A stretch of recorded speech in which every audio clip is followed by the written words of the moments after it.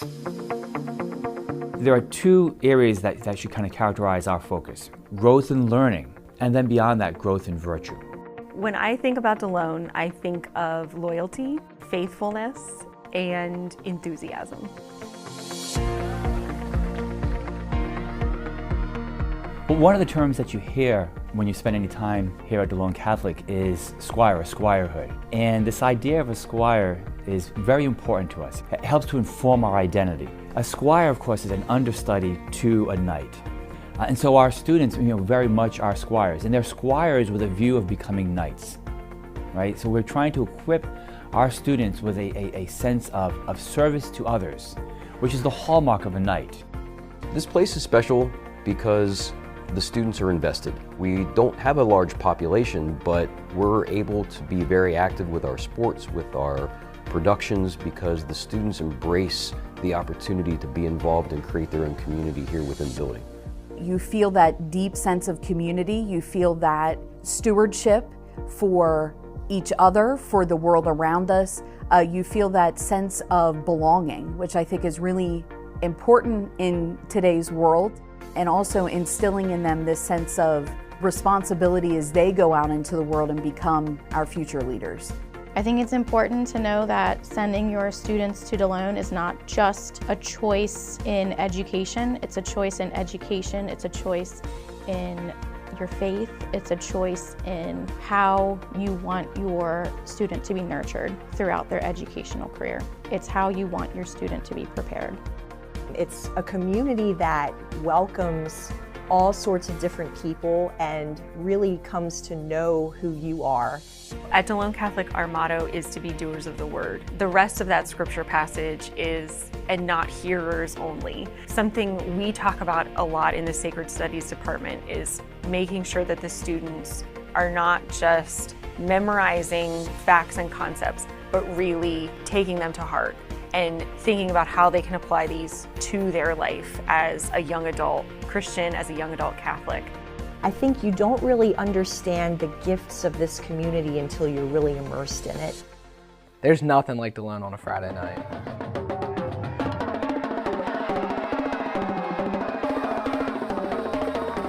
I think that there is a sense of pride and responsibility that when you put on a Delone Catholic sweatshirt, you put on a Delone Catholic uniform, you understand that with that comes a sense of responsibility, a sense of pride. If you are feeling that nudge, you're probably on the right track to just send them, to try Delone. My parents told me that I could go to any school I wanted, and I chose Delone because I knew it would be a good fit for me and my education. I'm proud to say I go to Delone Catholic. I'm absolutely proud to be an alumni. And that being said, I'm proud that my kids are going to be alumni someday. The best way to inform your decision making is to come and see. Visit us. Every day is open house. We welcome you to come by and to learn more about us. Once you're a squire, you're always a squire. This is Joseph Shirillo, graduating class of 2023 at Delone Catholic High School in McSherrystown, PA. My previous school experiences didn't prepare me to become the person I am today like Delone Catholic has. And when you enroll at Delone Catholic, you will be challenged, but at the same time, the school community nurtures you to create your own path. Delone Catholic welcomed me into their community and helped me become the person I am meant to be. I participated with the drama department, athletics, organized charity events, and serve in many leadership roles. All of these opportunities have prepared me for the next part of my life. Delone Catholic also helped me to grow in my relationship with God, and now I invite you to join this amazing community. To schedule a private tour and learn more about Delone Catholic High School, visit DeloneCatholic.org or call 717-637-5969. Delone Catholic, prepared to lead, prepared to serve, and prepared for life. Join us at Delone Catholic High School's Fall Open House and Scholarship Competition this October. Meet our dedicated teachers, explore exciting extracurriculars, and meet current students. I think you don't really understand the gifts of this community until you're really immersed in it. Give your child the freedom to thrive in a welcoming, supportive environment. Above all else, our community supports each other. Learn more about the open house and reserve your spot for the scholarship competition at DeloneCatholic.org. Flaherty Field on the campus of Delone Catholic High School for today's field hockey contest between the Hanover Nighthawks and your Delone Catholic Squirettes. Today we will have our senior night for our Delone Catholic Squirettes. But before we get to Delone, I would like to introduce the seniors and the starting roster for the Hanover Nighthawks. Seniors, Ella Mae Bell, senior Maddie Ridgely, and senior Finley Mummert.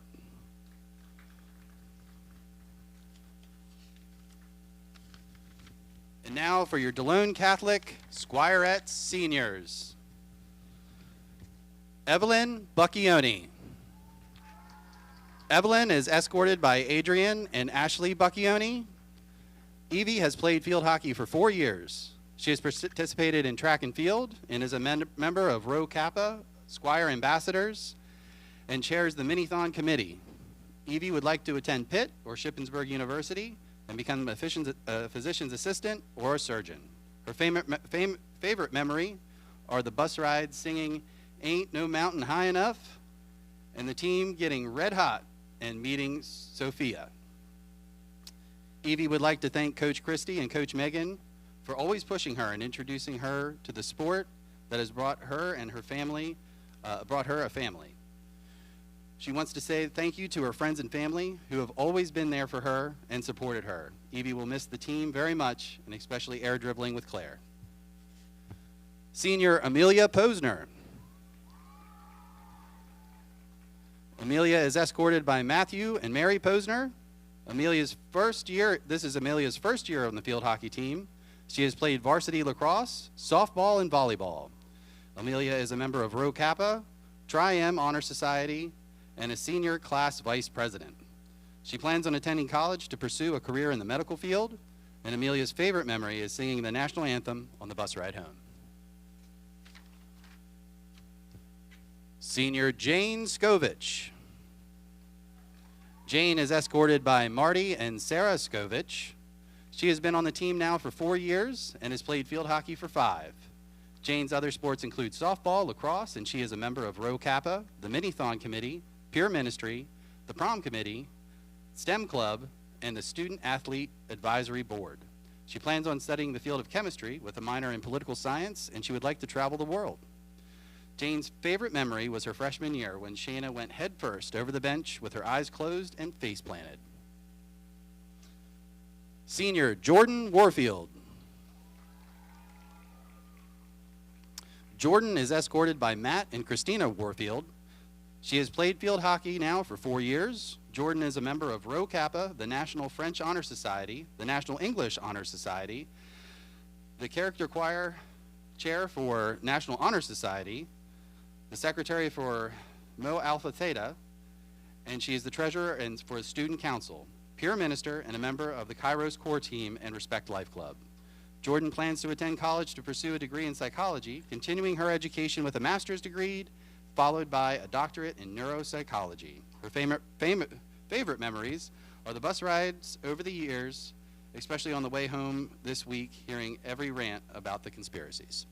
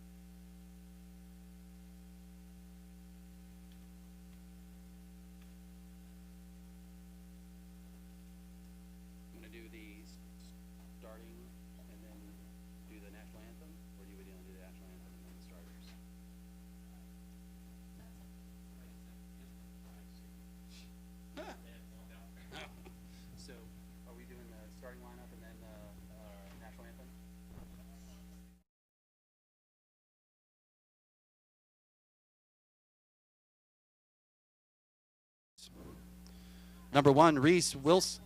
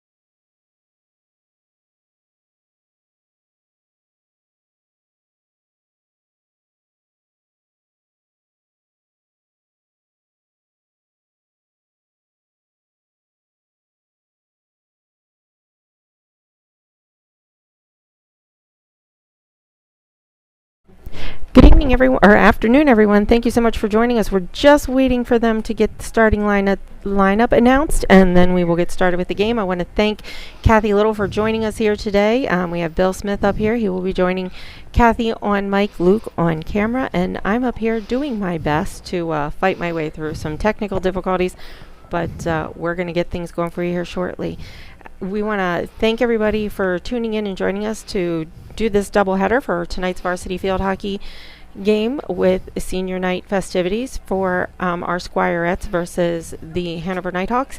And then immediately following this, we'll be staying on this same stream. We will have boys varsity. They will have their senior night celebrations throughout this live stream. We are going to certainly take time to thank our Squire Guild members and let you know about some upcoming school events. There's a lot going on, so bear with us here.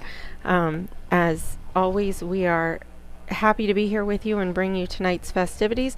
Looks like they're just getting some final instructions and things going together before they're going to do the announcements. I'm trying to double check here. They do have the clock set, so I think they're just waiting for some final roundup here. So if you bear with us, we're going to turn things back over to the PA.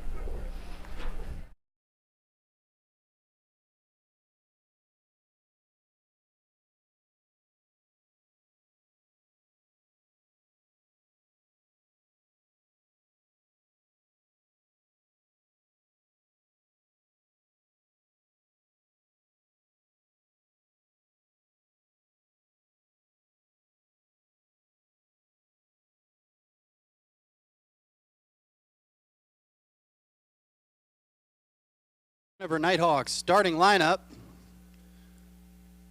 Number 1, Reese Wilkinson. Number 2, Iris Diaz. Number 3, Tony Frock. Number 4, Finley Mummert. Number 5, Mackenzie Hess. Number 7, Maddie Ridgely. Number 8, Lily Furman.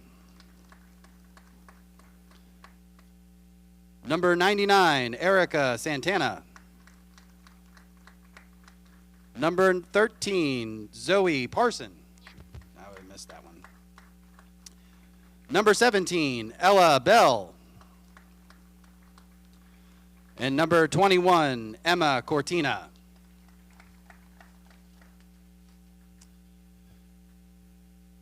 Number 14, Elise Chesney.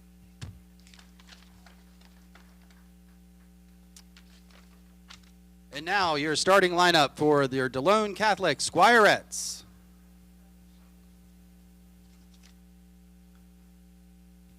Number 1, Gwyneth Yankee.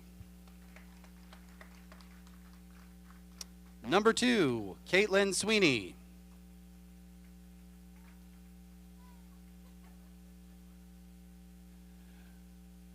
Number 3, McKenna Reese.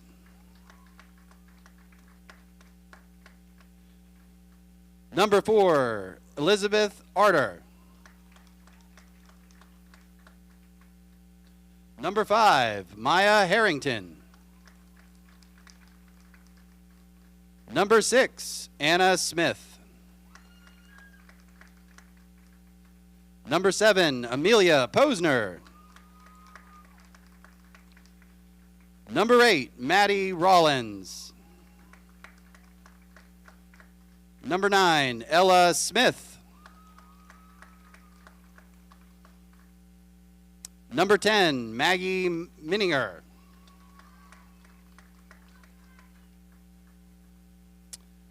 Number 11, Haley Boucher. Number 12, Evelyn Bucchione. Number 13, Carly Hutchinson. Number 14, Jordan Warfield. Number 18, Laura Weir. Number 20, Eva Garcia. Number 22, Delaney Robertson. Number 25, Jane Skovich. Number 27, Claire McMaster. And number 30, Grace Hewitt.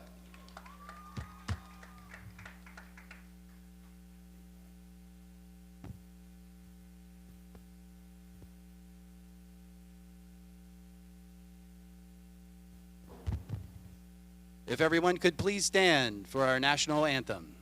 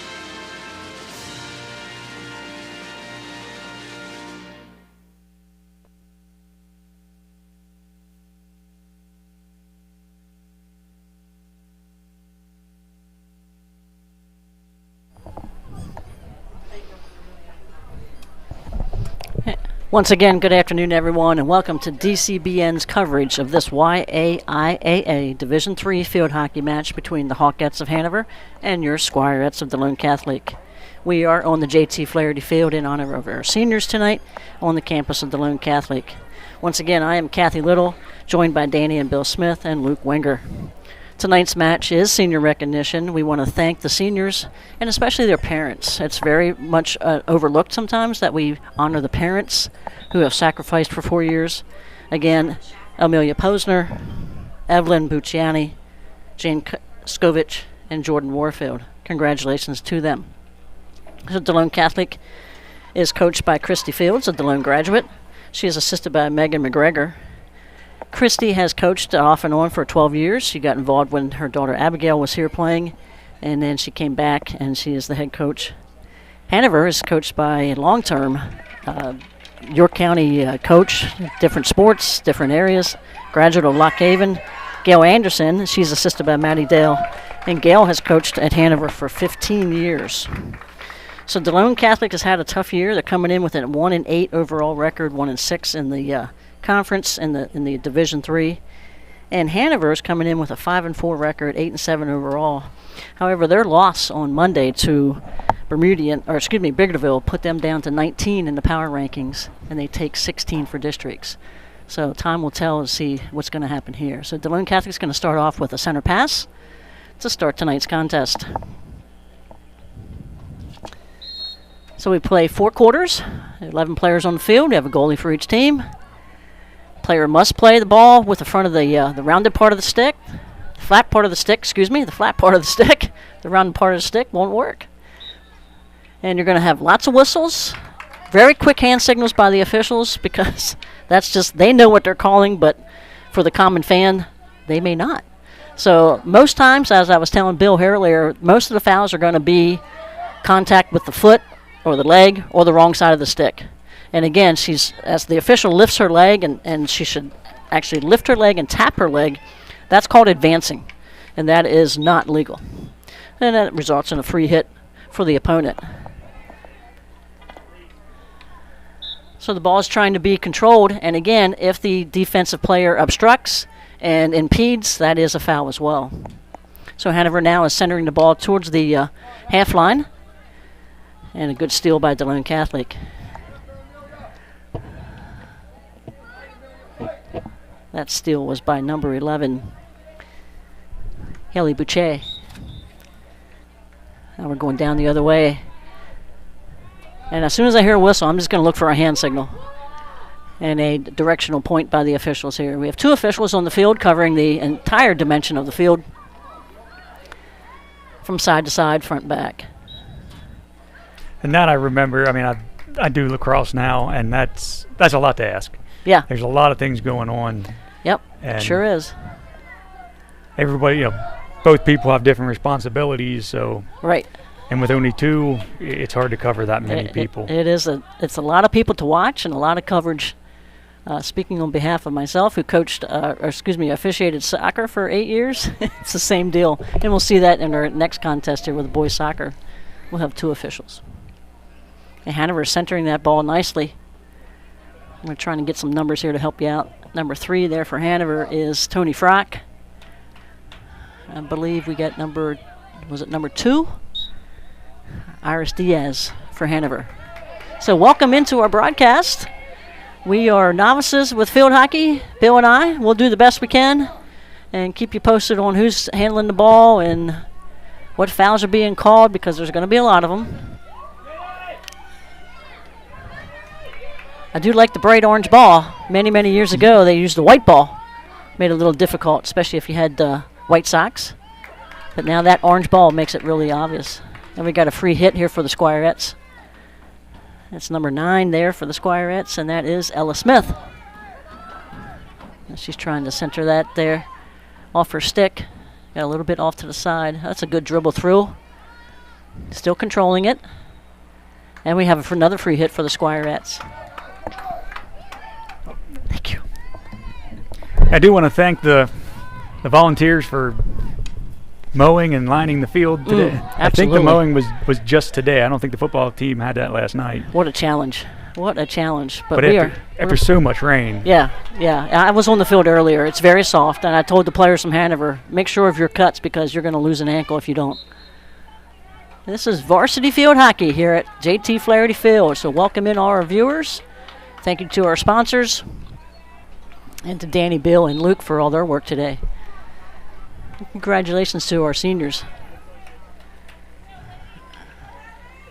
Number 11 here for the Squirettes. Again, Hallie Boucher.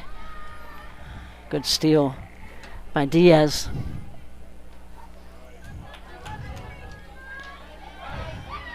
Good steal. Good movement. Good ball control. Looking to find an open player. Nice little scoop pass to the center. Oh, nice little give and go there. Oh, we're going to fight for it. Oh, who's going to win that fight? Oh, the Squirettes. I believe that's 7, Posner, senior. Nice little high pass. Tony Frock there in the middle, along with number 11, Boucher.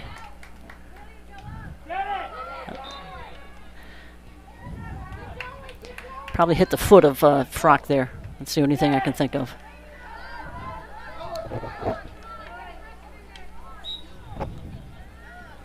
And I always tend to mention that playing on grass is almost a different game than playing on turf. Yeah, and Hanover, they play on turf. If you're familiar with that new field that they built about 4 or 5 years ago there, it's a soccer field hockey only field there at the high school, and it's a different game. And the field has to be mowed to a certain specification for height to make it somewhat comparable to the turf that they play on in most schools.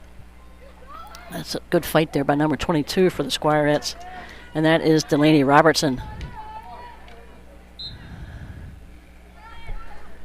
But all the pits, holes, undulations in the field are just going to be. Oh yeah. It's going to be as soon as the ball makes contact with the ground, it's going to be random where it goes almost. Exactly, and that's why it's so important to get here early, get yourself warmed up, and get used to it. As your schedule allows.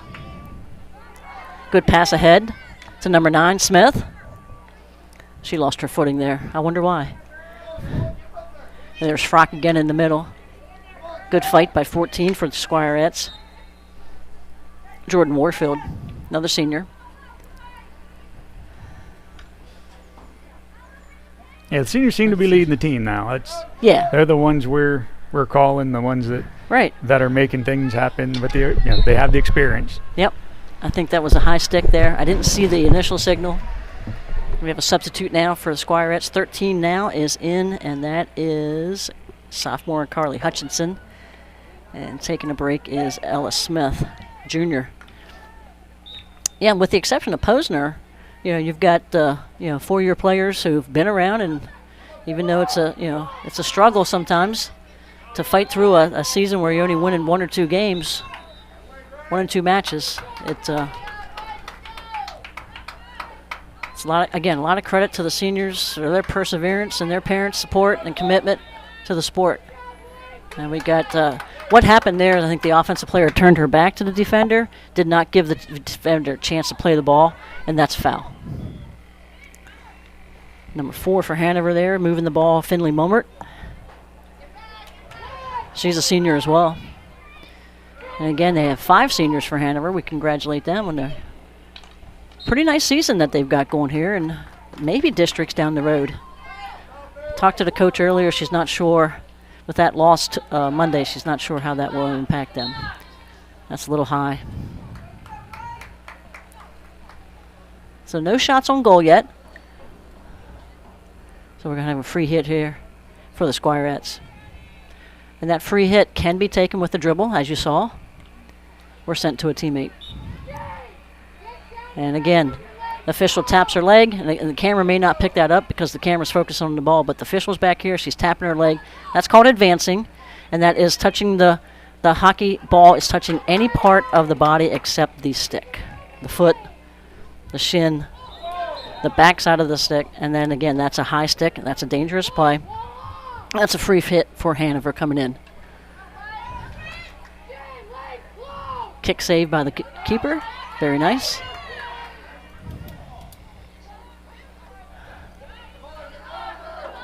Good defense. Very good, solid defense by the Squirettes.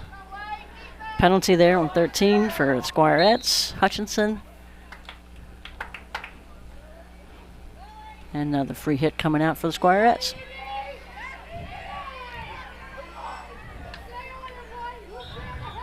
Coming down.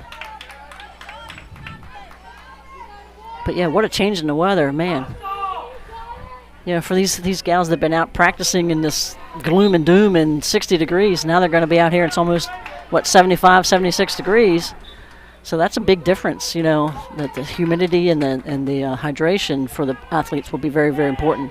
The trainers need to be alert and aware of that. That's 14 for Hanover, sending that to the center. That was Eloise Chesney, freshman.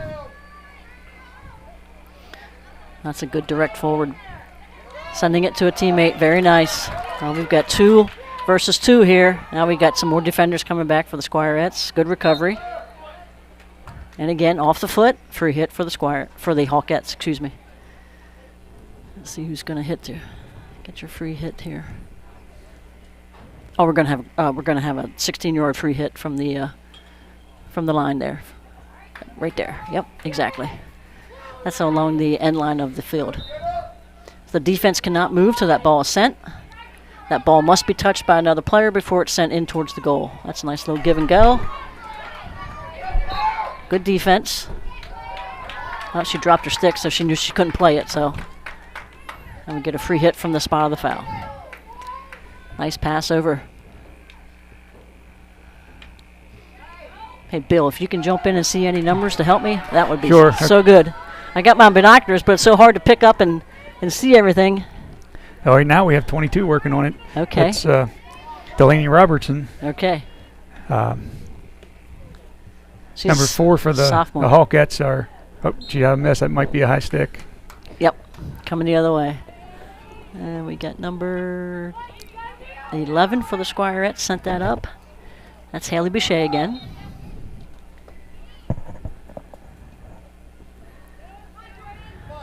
A lot of activity in the center of the field. As wide as that field is, there is such a strong tendency to just sort of magnetize to the ball in the middle. It's not uncommon in high school hockey.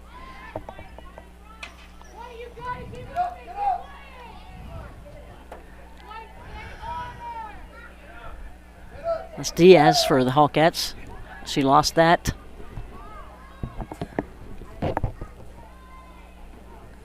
Boucher again. Oh, we got a breakaway. Good recovery by the defender. Oh, yeah, she's got it back. Oh, she lost her footing. That's going to happen a lot tonight, folks. Oh, we got a hit coming in. Let me see that hand signal. I've got my chart here. We got, I'm not even seeing what you called. I guess we'll go with the 16-yard hit again.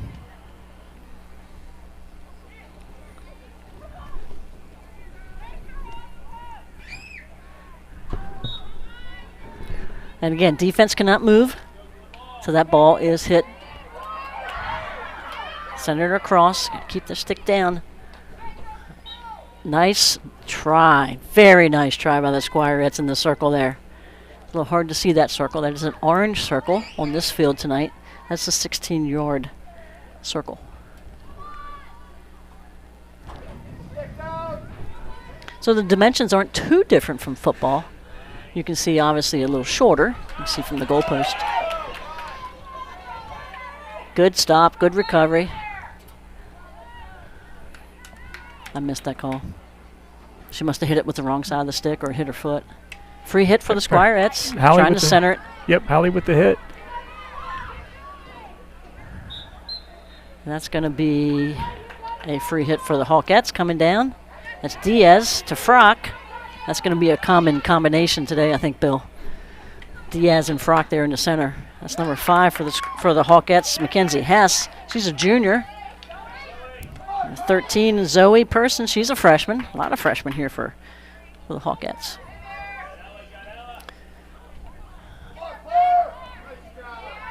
Very good, nice defensive maneuver there.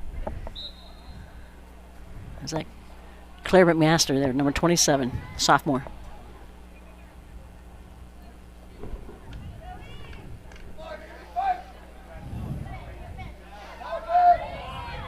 We're getting close. That's in. And that's a goal. That is a goal for the Hawkettes. Let's see who we got celebrating here. Could be number 1. She's the one to go get it. Let's see what the announcer has to say. Hanover's been putting up some numbers, Bill. They've got wins of 10-0, 12-0.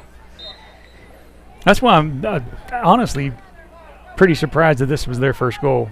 Yeah. And then just long-term history with the Squirettes. A lot of times they seem to be stuck in their defensive end, and that's not happening today. Right, yeah. We've put some pressure on. The Squirettes have put some pressure on Hanover's down here on the end. Haven't had any shots on goal yet, but we may get there. That's a good maneuver. You got an open player over here. She's just got to try and find a way to get to her. That's number 13 there. Carly Hutchinson. Yeah, sophomore. And we have some nice young players, too. Absolutely. And there's number 1 again. Shot on goal. Oh, good save there. And that's Jane Skovich in goal.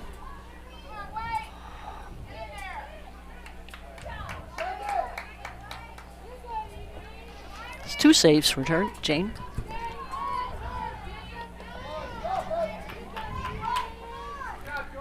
Good fight there. Again, that's number 1, or excuse me, that's number 4 for Hanover. Finley Mulmert, senior. And we're going with a 16-yard free hit here for the Hawkettes. Coming on this side. And I believe the side is determined by exactly where the foul occurred. It makes sense to me. Number 1 trying to get a shot on goal. Good play. Jordan Warfield, senior. And we're going again. One thing I noticed, I was watching a college match the other night, Bill. Yep. They wear masks when they get set up for this defensive play. All the players will go back behind the goal, grab a mask, and they put a mask on real quick. Then they play that. They make that play, and then they end of the first quarter, and they. As the play's finished, then, and then either they score a goal or they've got another shot or what may happen, they then throw the mask back behind the goal and then continue play. It's very interesting. So watch. Well, that ball is hard. Yeah, absolutely. I'm surprised that hasn't filtered down to the high school level. So at the end of the first quarter. Again, we have 4 15-minute quarters, first half, second half. We have a score of 1-0. And again, back on September 30th, excuse me, not September 30th, back on September 16th when the Squirettes played over on Mao Avenue, on the turf field, it was 11-0. And that, I think, is why you see a 1-0 score here, mainly because of the field conditions. So again, Christy Fields talking to her team here, and Gail Anderson and her assistants are talking with the Hawkettes at the quarter break, 2-minute quarter break, I believe. And somebody's talking to the officials. That's the assistant for Delone Catholic, and that is Megan McGregor.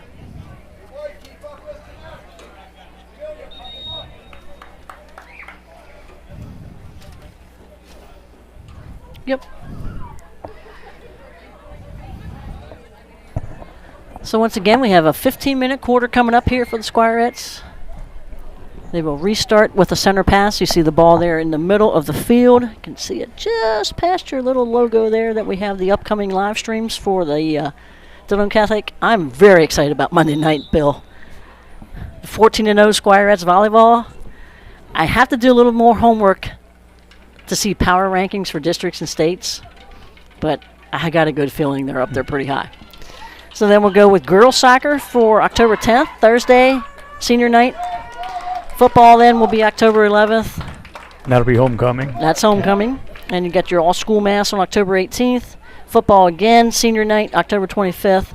And then another all-school mass for All Saints Day. All Saints Day on November 1st. Wow. Let's just slow down. We're just getting in the first couple days of October, right? Let's just slow down. Let's enjoy this weather. The boys soccer team is trying to maneuver the goal. This is going to be fun to watch. Yeah, take it. There you go. There's a center pass for the Squirettes to start the second quarter. Free pass. Free hit for the Squirettes. Nice. Run to it. Oh, very nice play defensively. It's number 7, Maddie Ridgely. That's another senior for the Hanover Hawkettes. And there goes Diaz again. We say her name a lot. There's Frock. It just went past her. Oh, we got to keep that stick down. There's a race to the ball. Who's going to get it? Oh, great play defensively. That was Claire McMaster. That is Claire McMaster. Great job. Sophomore, class of 2027. Another great pass up to 22, Delaney Robertson, sophomore. Good center pass. Keep the defense moving from side to side. We'll talk about that later tonight in soccer too, Bill. You just got to keep that defense moving from side to side. You can't just, rely on down the middle. Got to go side, middle, side. Sort of like a basketball team playing against zone. Side, middle, side. It's a very important concept. There's Diaz again trying to reach Frock. That's number 14 again, Chesney, freshman for Hanover. 13 coming in there for the Squirettes is Hutchinson. That's going to be a battle in the middle there.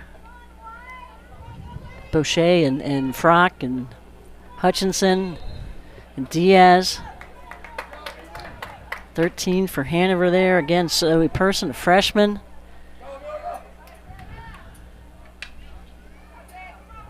I was talking to the Hanover's coach earlier. She said, talking about districts and stuff, and they had just lost to Biglerville 4-1 on Monday, and that put them down to 19.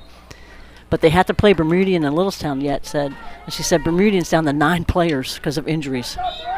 Well, Hanover only has one. Yeah, one sub. One sub. I'm really impressed with the numbers here for Delone Catholic. It's not easy to play a full season and only win one match. Oh, that's too high. That's a dangerous hit. So that's going to be a free hit here in center for the Hanover Hawkettes. Oh, they're going to give it to her there. Yes, I thought it should come from the center line. And there they go with Diaz bringing it in. Yep. That's a high swing, but because there was no one around her, I think that's why it was okay. And there's Frock again. She's going to look to try and get it out here to Chesney on here on the side. She's open here on this side. I don't know if the camera can pick that up. Yep, the camera's got it very nicely. Good job, Luke. So now they're going to try and work that right-hand side of the field, and she turned her body to block that defender. That's why that's a foul, folks. That was Claire again to bring that back out. Yep. She's playing a great game back there. Okay, and that's Posner. Excuse me, that's not Posner. I'm sorry. Bucciani, 12, another senior. Reese Wilkinson, just off to the side. Free hit for the Squirettes coming out off the missed goal.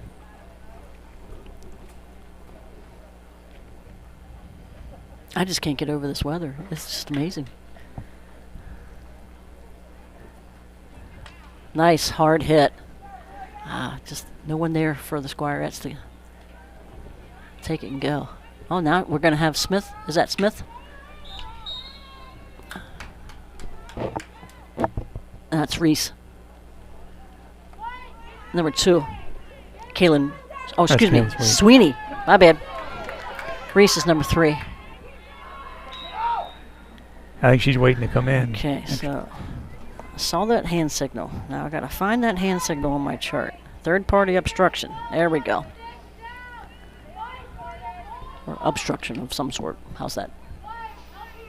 That's a very common foul in field hockey, obstruction. It's a foul in soccer too, but you just don't see it as much. I probably called it like 4 times in 8 years. I'm serious. Yeah, another kick save, very nice. Find the teammate on that. That's just a little high, and so they're going to go with a 16-yard free hit here.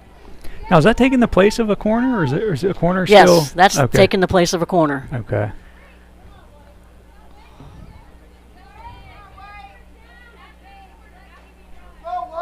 And I just noticed we've seen them that I hadn't seen before, and I've not seen any corner. Yeah.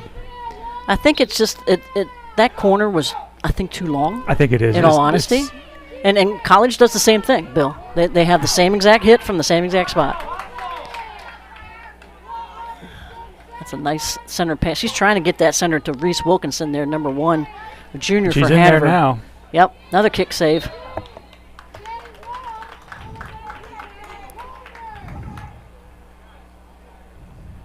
And they're going to have a free hit here again. Yep. If I counted right, I've got 6. I'll have to watch the recording, Danny, and see if my math is right. She's smiling.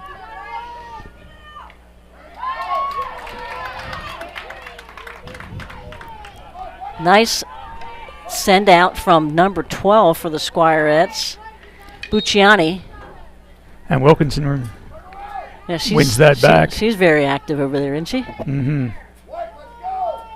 Number 1 for the Squirettes is Gwyneth Yankee, freshman.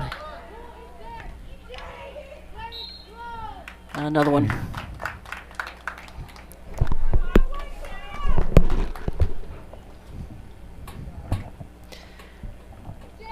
Not having followed field hockey too terribly much, I don't know when they made this change, Bill, but I think it's a good change. I think it gets trying to get more offense.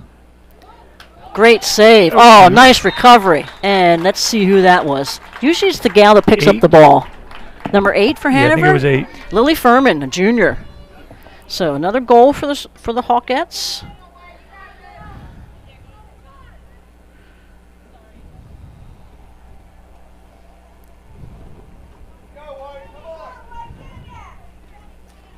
She had made the kick save, but just went in the wrong direction. The center pass will restart your contest here. That's a nice ball movement. Just nobody there on that pass. And the defense coming in off the foot of 22 there for Hanover. Nice center. Oh my goodness. That was a good chance. That was an awesome chance for the Squirettes. Just left of the goal. And a free hit coming out for the Squirettes. I'm going to say that was a shot on goal.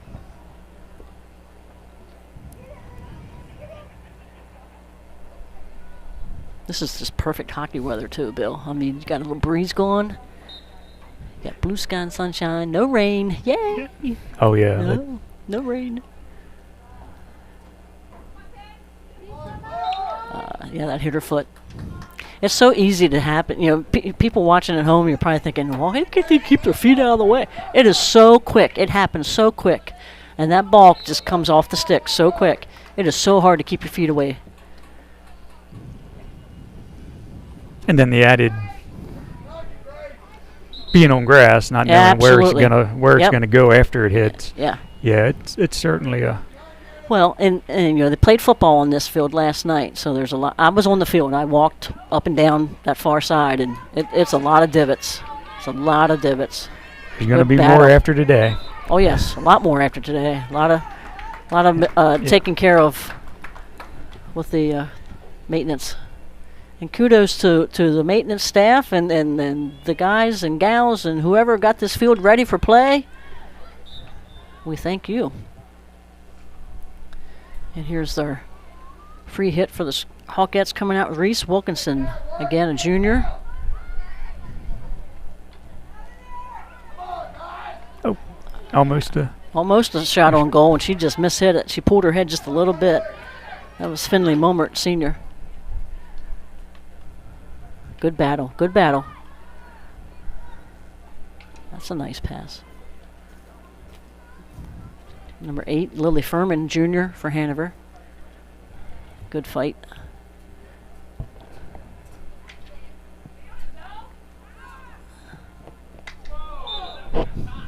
Yeah, cannot come down that hard. That's a foul on the Squirettes. That's too high. Yep, just a little too high. Just above the waist there. I think that's what the referee's looking at as far as a parameter. You know, as far as the spacing there and how many players are involved. Where is that ball in regards to the waistline? Another free hit for the Squirettes coming out. Nice hard hit.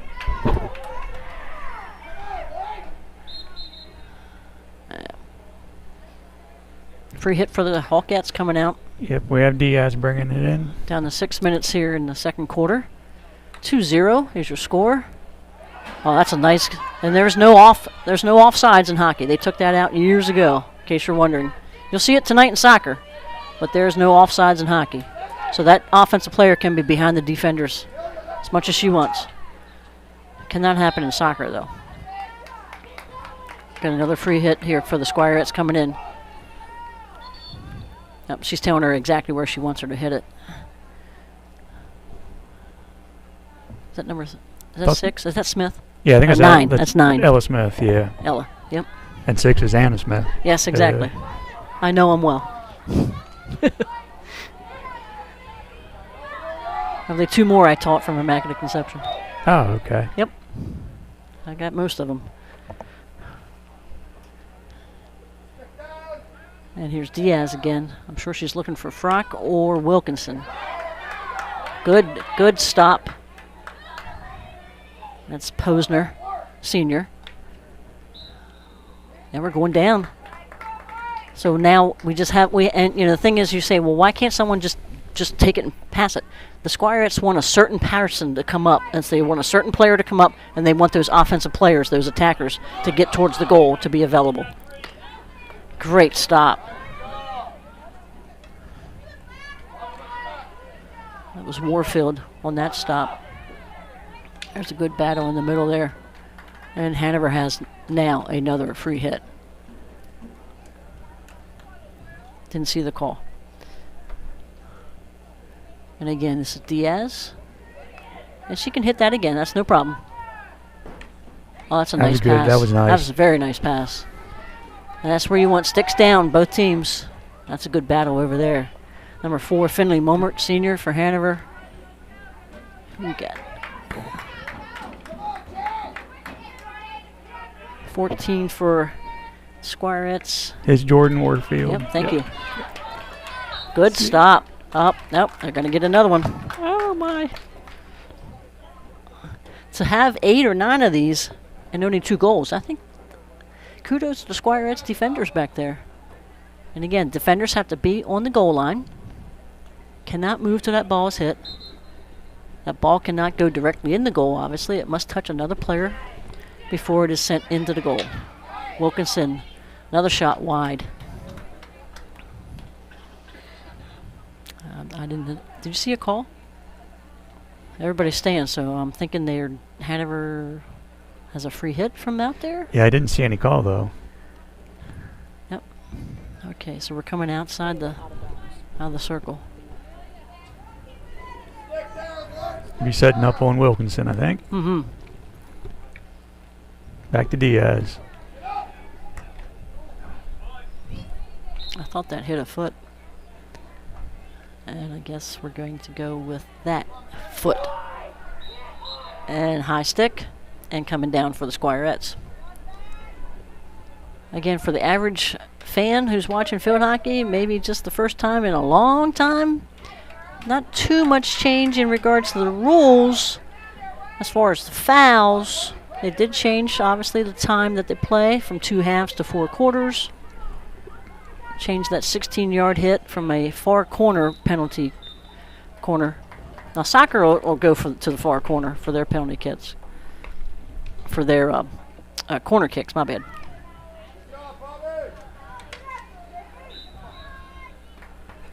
And again, it must have been off the foot. Had to be. I have no other explanation for you folks. Frock's fighting. Yep. Good fight. Good fight. Ellie Boucher for the Squirettes. Sophomore. And we've got Wilkinson initiating now. Yep. Again with Hallie. She got it. Hallie's got it. Yep. Nice play. Just keep it in front of you.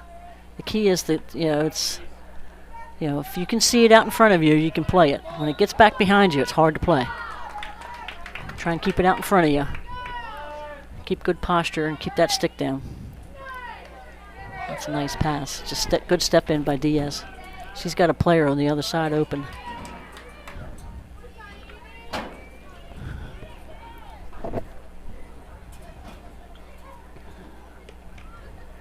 Furman right there. Another save.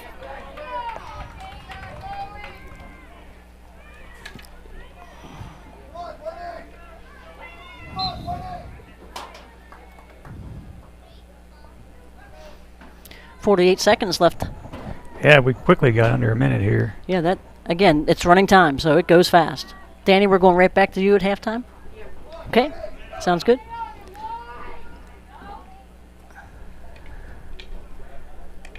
And again, this is the first of a doubleheader tonight. We've got boys soccer following the field hockey match. Delone Catholic boys soccer senior night versus Littlestown. Good center pass. This could be a chance. Frock is fighting for it. Nope, coming out. Delone's got it coming out.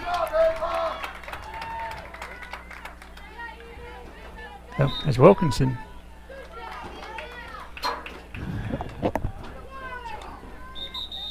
There's your halftime. The score is 2-0, Hanover Hawkettes. And it is halftime. And I think they should be very happy. Pretty happy. Christie should be very happy with that effort. Now with the Hawkettes only having one extra player, right. Fatigue might set in, so there could be some chances after halftime to get some openings, and that might be all they need. Right, exactly. So I've got in my notes I've got a 10-minute half, but they've got 15 up on the clock and it's not running, so I'm not sure what's happening here. Just have that set up for the next quarter. Yep. Okay. Got it. Okay, well, I want to thank everybody. I'm going to give them a little bit of a break. They're going to be doing a lot of talking tonight with the doubleheader, so we want to give them a chance to get a drink, rest their vocal cords. I do want to take an opportunity to thank our our Squire Guild sponsors, Trauma Family Dentistry, G&S Foods, Donald B. Smith Roofing Incorporated, McSherrystown Home Association, Griffith Plumbing Services, the McSherrystown K Council number 2551, and the Ladies Auxiliary Hanover Auto Team. David Ross Orthodontics, Thrive at Molly Bruce, Conawago Enterprises, Conawago Contractors, and UPMC. So again, thank you for supporting our Squires. And if you'd like more information about how to be a Squire Guild member, please contact Mr. Matthew Thomas, Director of Community Engagement, at mthomas@DeloneCatholic.org. You can reach out to him at 717-637-5969, extension 216. You can also scan the QR code. That'll take you right to that page. Throughout the night tonight, you're going to see me with pop up some graphics to let you know who our sponsors are, let you know about upcoming events for school. Do want to take a second. We'll pop back, and just a quick note about the upcoming live streams.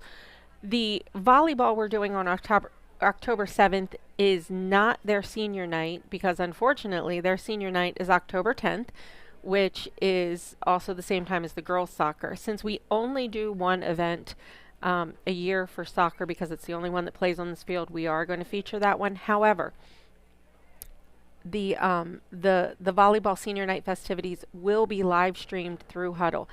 There is a little bit of a concern that with 2 live streams going, there may be some streaming issues. We are going to try and preemptively fix those. If for some reason we get bumped off the air, we are going to record the girls soccer and upload it afterwards. So just so you know, the volleyball senior night festivities you will still be able to catch through the Huddle live stream on DCBN. That'll be our first time doing a simultaneous live stream. I'm told it can be done. We are trying to mitigate any problems, so hopefully we will take care of that. Let me see here and see what else we have. There is so much, but since we have a lot of time, I'm going to try not to rush through things like I normally would for lack of time. I do want to mention that tomorrow is the opportunity to participate in the blood drive. You can join us here between 9 a.m. and 2:30 p.m. You do need to make a reservation, so please do so. You can scan the QR code, or you can reach out to Dr. Carmen Brown at cbrown@DeloneCatholic.org, or visit redcrossblood.org to schedule an appointment. I believe the QR code takes you to the Red Cross site. The class of 2025 is sponsoring the blood drive.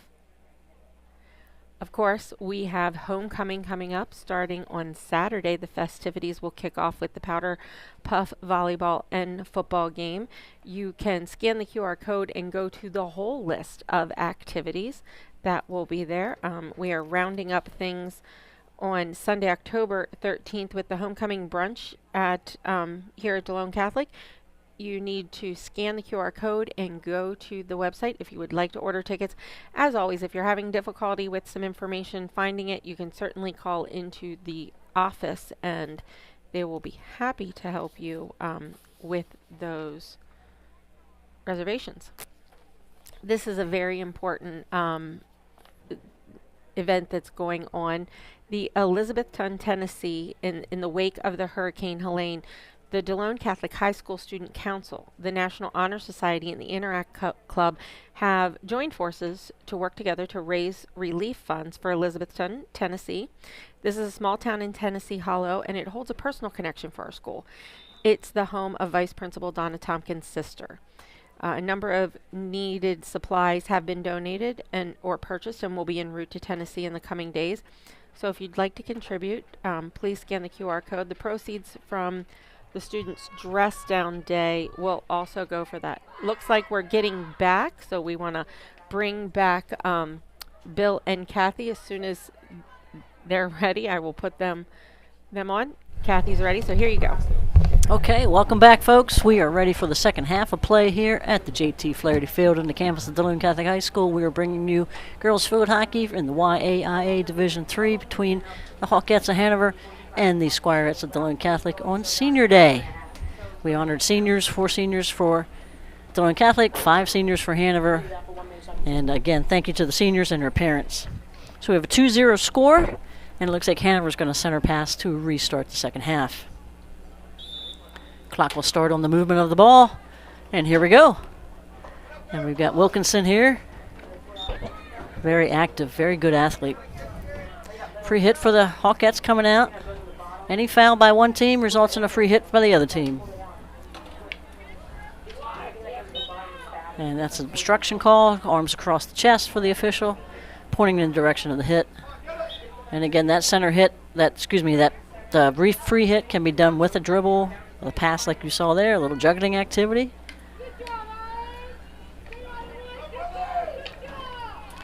We got Gwyneth Yannicki here for the Squirettes. She's working against Tony Frock for the Hawkettes. Holly Boucher, number 11. And again, that's Diaz for the Hawkettes.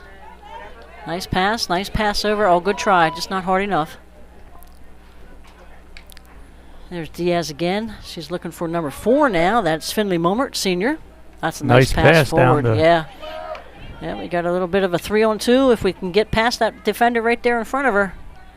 That's good recovery by the Delone Catholic defenders coming back.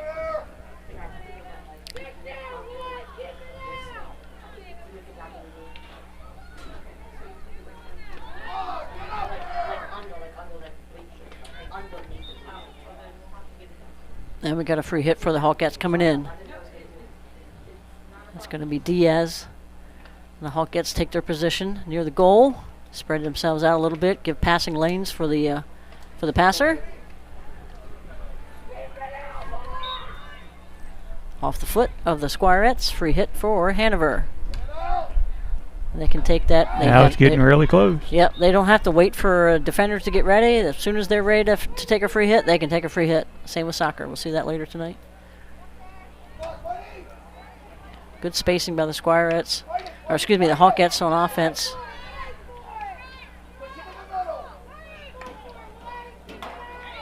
Oh, good steal by Wilkinson. Oh, good stick work. Very good stick work. Good defensive play. Just hit her foot. Another free hit. Again, she can dribble that forward, then send it.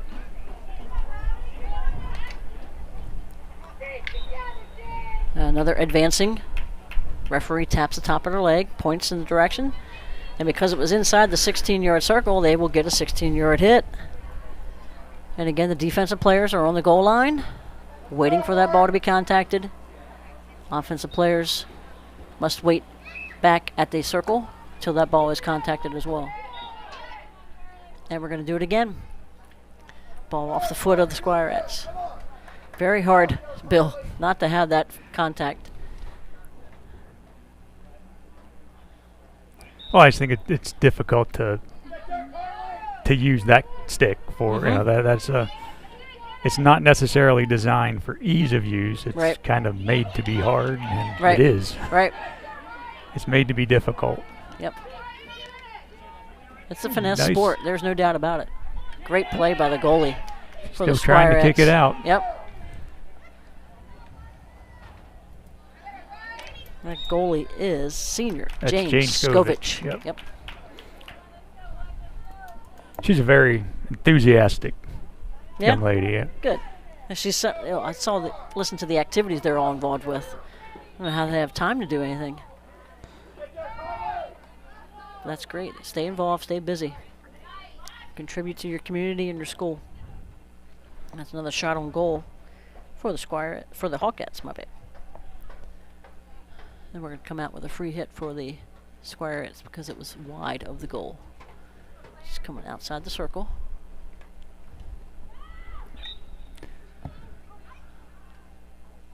Oh, okay. Wasn't sure which way she was pointing. We got another free hit for the Squirettes coming out. Yep. Hallie's going to have this one. Run to it. It gets beyond everybody. Yeah, it jumped over her stick. Oh, she's got a breakaway if she can keep it. That's Posner out on the far side. Good fight with Maddie Ridgely, another senior over there for Hanover. Free hit for the Squirettes, right outside the circle. Have an opportunity to get a shot on goal here. Nope. She turned her body to block. And that's a foul. Free hit for the Hawkettes. And a little bit of a breakaway for them as well, Bill.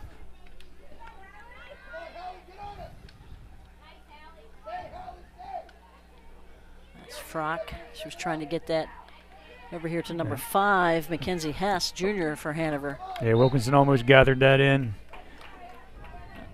Free hit right there at the white line. Nice scoop pass.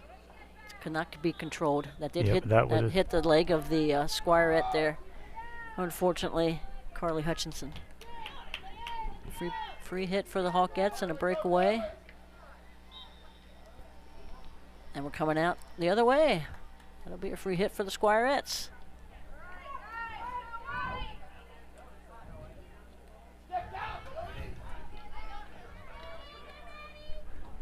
It looked like Maddie Ridgely trying to gather that in, keep it going.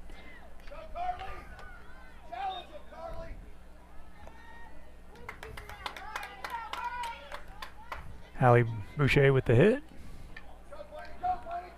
And then Gwyneth. Yannicki. Another free hit for the Squirettes. Looks like obstruction. 22 for the Squirettes. Delaney Robertson. Robertson.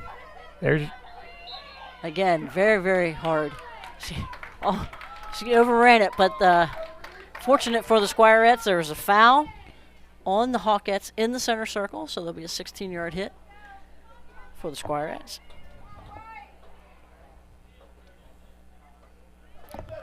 First one of the day for the Squirettes. Defense must stay. Offense. Try and maneuver. You want to really try and attack quickly off of that. That's the defense is moving in and they're not really set. So the ball handling skills got to be so important. Another free hit for the Squirettes. Opportunity for a shot on goal and maybe a score. Oh, missed with that. Good thing it wasn't a. Right. She's okay stick. there. She's okay. Now back out to Trina Frock. Tony Frock, sorry. Nice center pass. Pushing up back to Frock. Yeah, nice center pass to Frock. Good defense, good fight.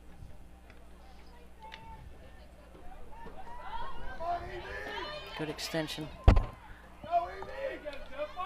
Another good fight.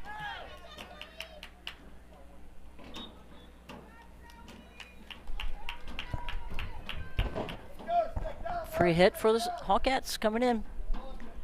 Wilkinson trying to maneuver around. Great positioning for the defense. Really in tight there. Goalie's got to stay. Goalie's got to stay back. She came really far out. Did you see that? Yeah, but even in soccer and hockey, it's aggressive, I mean, even in lacrosse that I see, aggressive goalie play tends to be the way you go. You don't wait for it to come to you. Right. You just don't want to leave the back of, back area. But she had a defender with her, if you noticed. Yes. I'm sure the camera picked that up. She had a defender back behind her.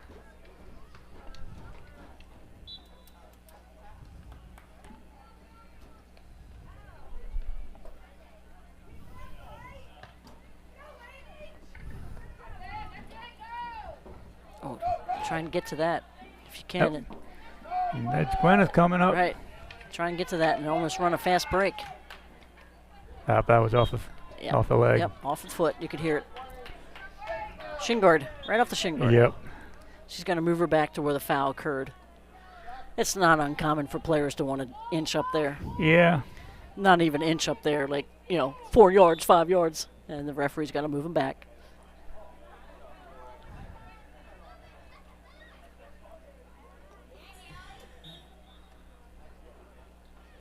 I didn't see that. Did you see it?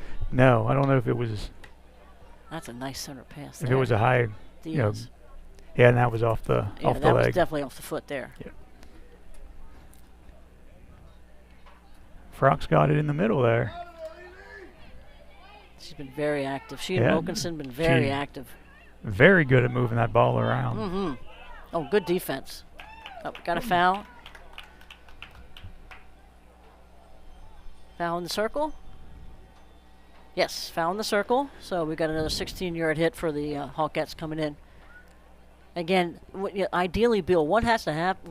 What they want to have happen here is just like a really decent pass, great stop, and then a quick attack. And that pass got sort of lost in the grass there, and then they bumped into each other.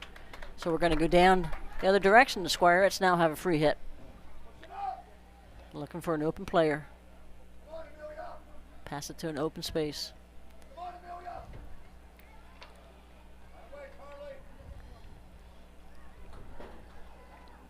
Got a nice crowd here today. It's a beautiful day. Got some soccer people coming in already.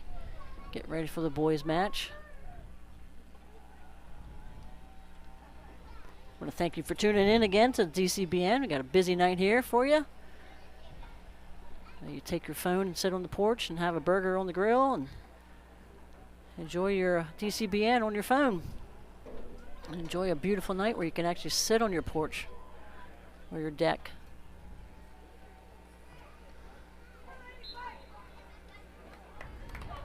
Obstruction. I think she crossed her arms there. They do it so quickly because they know what they're doing and they do it so quickly. And now if they have radios, they're probably communicating to each other before. Yeah. And they do have. I'm pretty sure I saw them put the radios on before the game started. I've done that a little bit with lacrosse, but it's mostly with football. Right. They're doing it. Yep. The 5-person crews for varsity games. It's good to have. But off the foot again for the Squirettes. Wilkinson will take that free hit, and she's going to center that to Mummert. Another free hit to Hanover. Outside the circle? Yes, outside the circle. Free hit. The defense will get their positioning. Offensive players, the attackers, will get their spots. Missed it. I don't know what she called. Had to be I shouldn't say it had to be, but it looked like a little bit of a high pass. I didn't think it was too terribly high. Nice center pass there. Well, that's a really nice pass. That's a really nice pass. It's a good opportunity still. Oh, just wide. Very nice. 2 shots on goal there. That looked Zoe Person with the last goal there, just wide. Goalie save for the Squirettes. Jane Skovich, senior. 17 for Hanover's Ella Mae Bell, another senior. And we congratulate the seniors from Hanover as well as Delone Catholic. There's Diaz. Trying to find Furman, I believe it is. Yep, Lily Furman, Jr.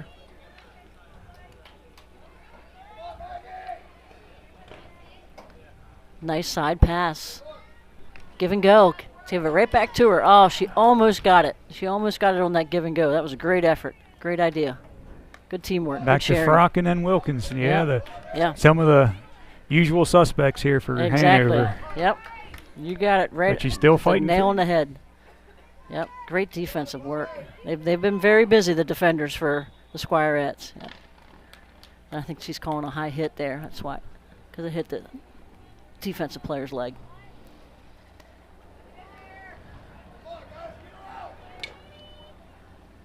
Another kick save.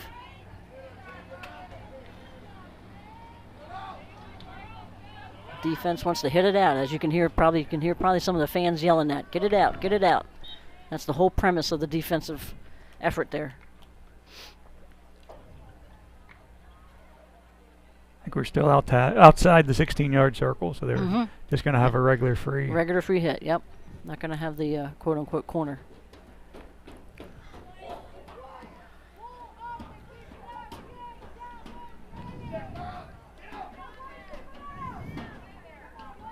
Wilkinson on the shot. Off the foot of Hanover. Yeah. Yep, off the foot of Hanover. She'll move that right up to the edge of the circle. Kind of gathered that in with her foot. Yeah, she's got a really strong hit. Claire McMaster. She's got to get somebody in white to go get that. She's got a really strong hit. And there's Frock again. She's everywhere. Oh, and that's the end of the third quarter already. How about that? That time just goes so fast. But I think they're going to give them this corner here because it occurred before the end of the quarter. So they're going to give them this corner, the 16-yard hit, and then they'll determine. They'll give Hanover an opportunity. I'm pretty sure. Well, they're going to give them another one. She's calling obstruction. And again, this all initiated before the end of the quarter, folks. That's why this is happening.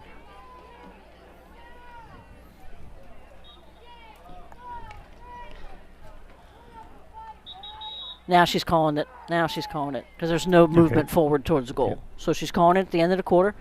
Wow. Awesome. This is terrific for the Squirettes hockey team here. Down 2-0 at the end of 3 quarters. A little bit 2-minute break here, and then we'll have another 15-minute quarter. Both teams will get some water, get some Gatorade, whatever. Get some instructions from coaches. And again, Gail Anderson, coaching at Hanover. I think she's coached all kinds of fall sports, she told me. Tennis, volleyball. She's been in Hanover for 15 years. Well, yeah, our girls' tennis was out for counties today. Yeah. Golf had they were out most of the day. I don't know exactly what that was. And cross country had a competition. They left about 2:15. So a lot of sports going on today. Oh, and then we have field hockey and boys soccer here tonight. Right. I'm thinking golf is getting pretty close to the end and getting ready for districts. Individuals, as they qualify for districts. And it looks like we got the Bolts soccer team walking in here in front of us. They're coming.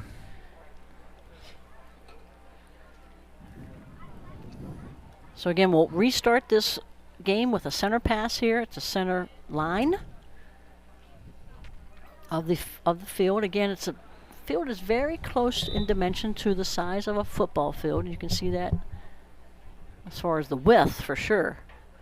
And the distance is just a little bit shorter than a football field.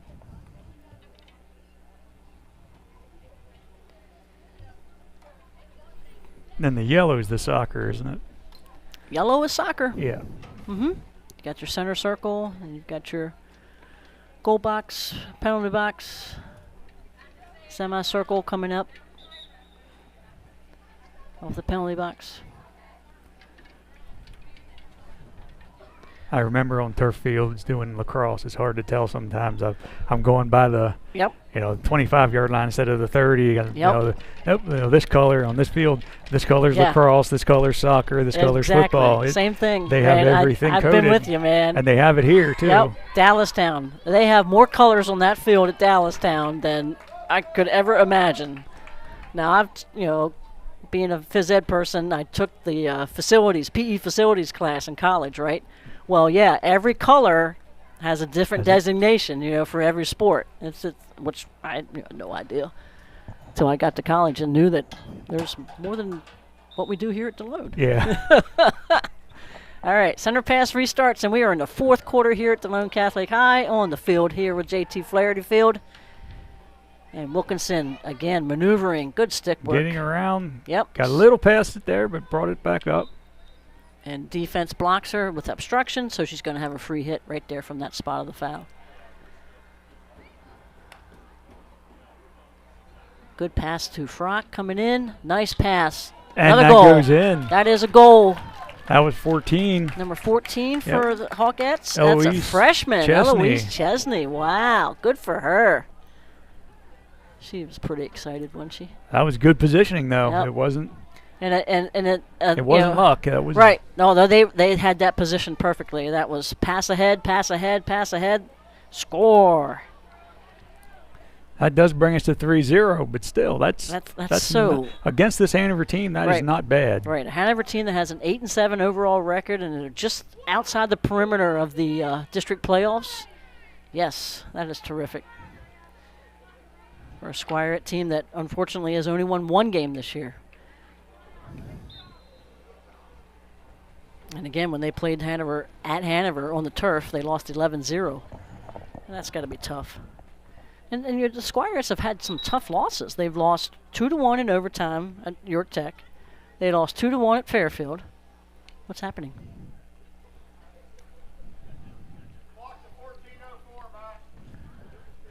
Oh, they needed to they needed to keep the clock running. It stopped for some reason. They're going to reset it to 14:04, I think is what the officials want. So again, going back to Delone's losses, 3-2 versus Northeastern, 4-1 versus Bermudian. Bermudian team that for many years, Bill, were powerhouses. One of the first schools, you were talking about turf, one of the first schools in the area to get turf, and they've been playing field hockey on turf for years. And I know they have a devoted field as well. Yes, yep, devoted to field hockey. Yep, and they just built the brand new fields there on the far end of the new middle school devoted to soccer. I'll get my field glasses here and see who we see. That's Tony Frock for the Hawkettes. Yeah, we got Frock, Diaz, and Wilkinson. And we got number 5. Mackenzie Hess. That's Mackenzie Hess. And we had the score there from that last goal there from Chesney. So they're your attackers for Hanover coming in. And that's another foul on the Squirettes there. Ball hit off the foot. And again, I think she's going with a high hit, and that's why it's coming out to the Squirettes. She's trying to center that to Frock to try and get a shot on goal. And that could be the field conditions, that they're just not used to this, to the grass.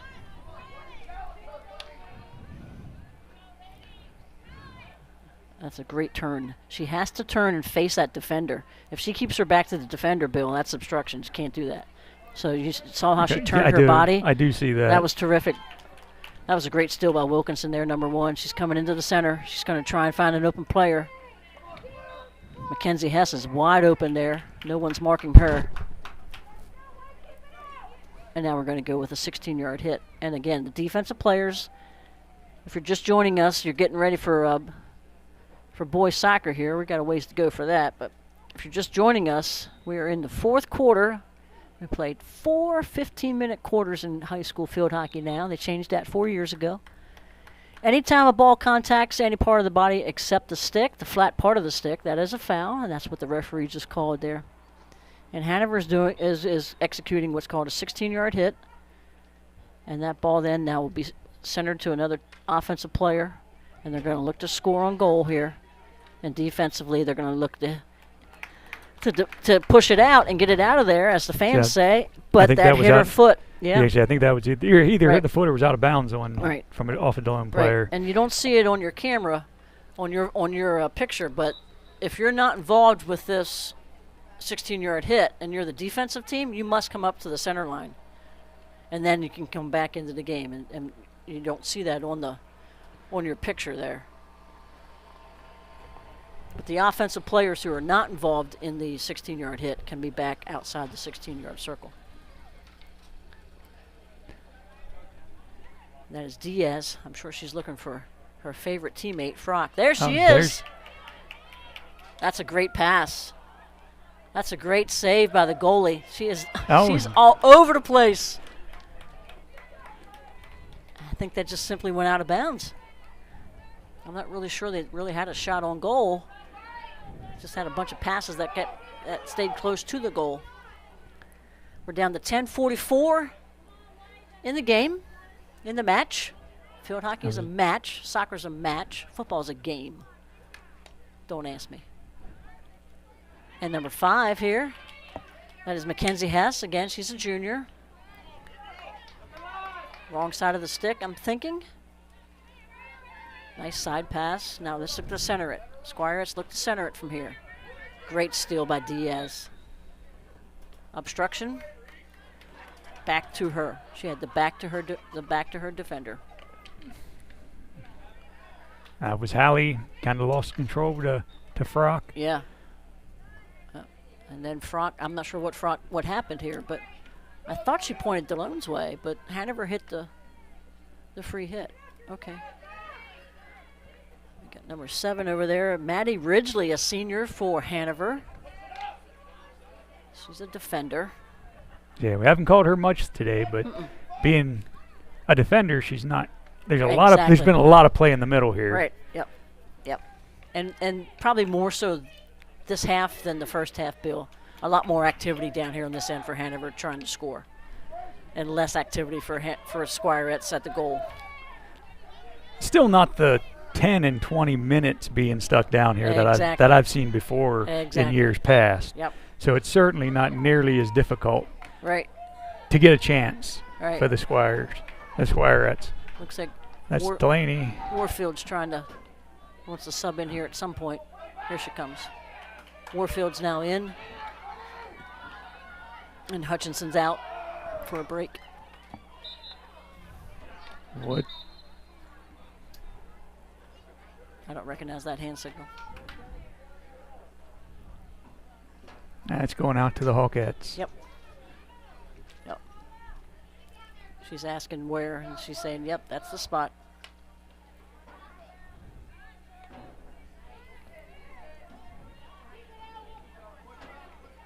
Orfield Smith. Keep it down here. The Squirettes want to keep it down here. Put a little pressure on these defenders for Hanover.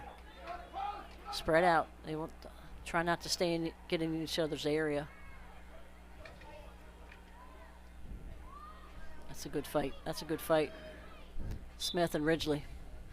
That's over the sideline. Last touched by Hanover, so that's why Delone Catholic's going to have their free hit coming in. She must give her 5 yards. And she's try and pass that into a teammate. Take that. Okay, that's a foul on Hanover. They're outside the circle. Not by much, though. Yep, outside the circle. And again, we're about halfway through the fourth quarter already. Yeah, time flies when you're having fun. Boucher there, 11, started that. The scoring's one-sided, but the play has been back and forth the whole time. Absolutely. Christie's got to be super happy with this effort today. And again, it's a hard transition for Hanover. They played Monday. I guess they were home versus Biggerville, so they were on the turf. Probably didn't play Tuesday because of the rain. It was miserable. Well, yeah, they were supposed to be here. This is a makeup from obviously, Tuesday. Didn't play Tuesday because this was a makeup from Tuesday. Yep, thank you, Bill. So, and then playing on the grass, and again, a pretty worn out grass just from last night's football game.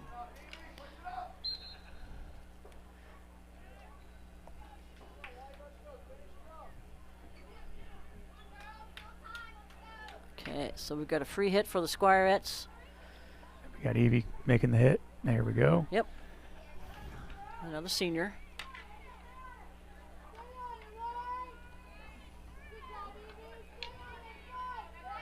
Good fight there. Yep, she won that fight. Good pass. And back to the middle. Very nice pass. Posner passing over to Robertson. They do have a 16. There we go. Yeah. Second one of the half. Let's see who's going to set it.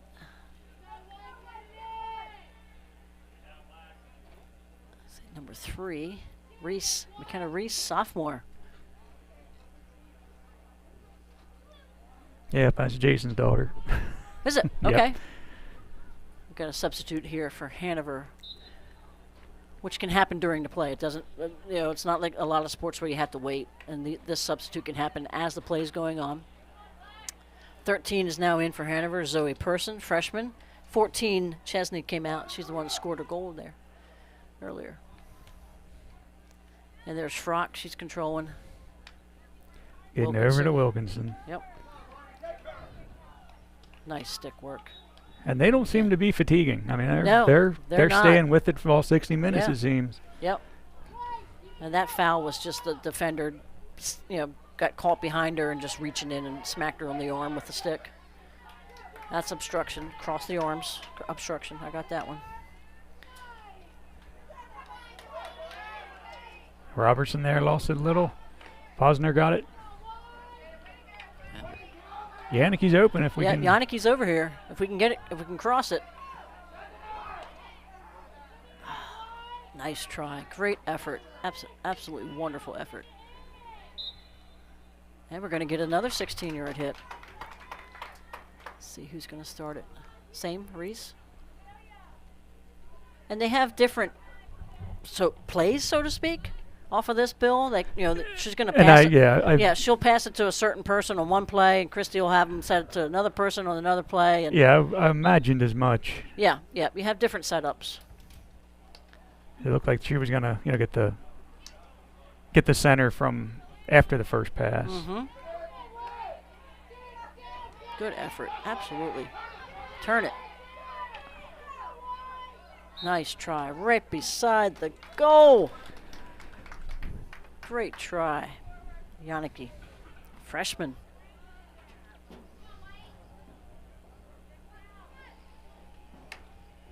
If the freshmen can get playing time, they'll stay happy. You know what I'm saying? Mm-hmm. They'll stay happy, they get playing time, and they can learn. And Christy, having played herself and coached while her daughter was playing, and she will be so patient with these players. She is such a terrific person. She will be so patient and so... Oh, that just missed again. She has so much knowledge to share, having played hockey and coached all these years. Well, I think both sides have a bunch. I mean, if we have a 15-year veteran over on the Hanover side. Absolutely. Yep. And Hanover's been good for many years. I mean, really good.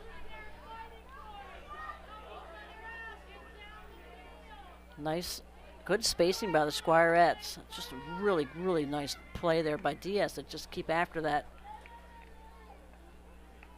She's got control now at the center line. Crosses the center line. She's got Furman there. And that's a foul. That's going to be an obstruction, a push. So Furman has it now. She's going to look to center it. A little bit harder. Wilkinson has it. Yep. Obstruction again. Free hit for the Hawkettes coming in. 2 minutes, 18 seconds to go.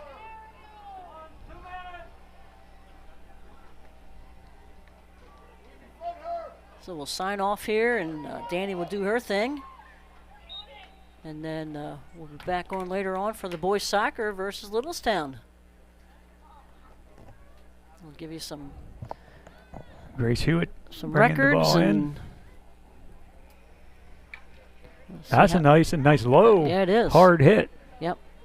Get you some records on the boys soccer teams and see how they're doing, and recognize those seniors.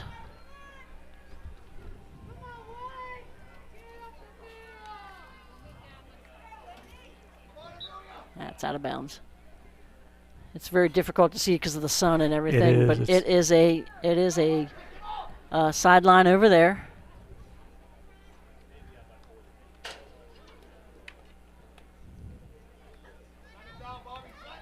Nice.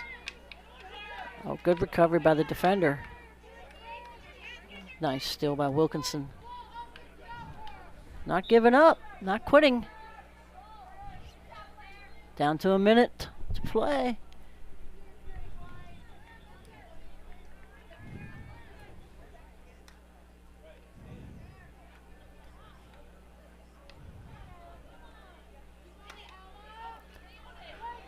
Good stick work.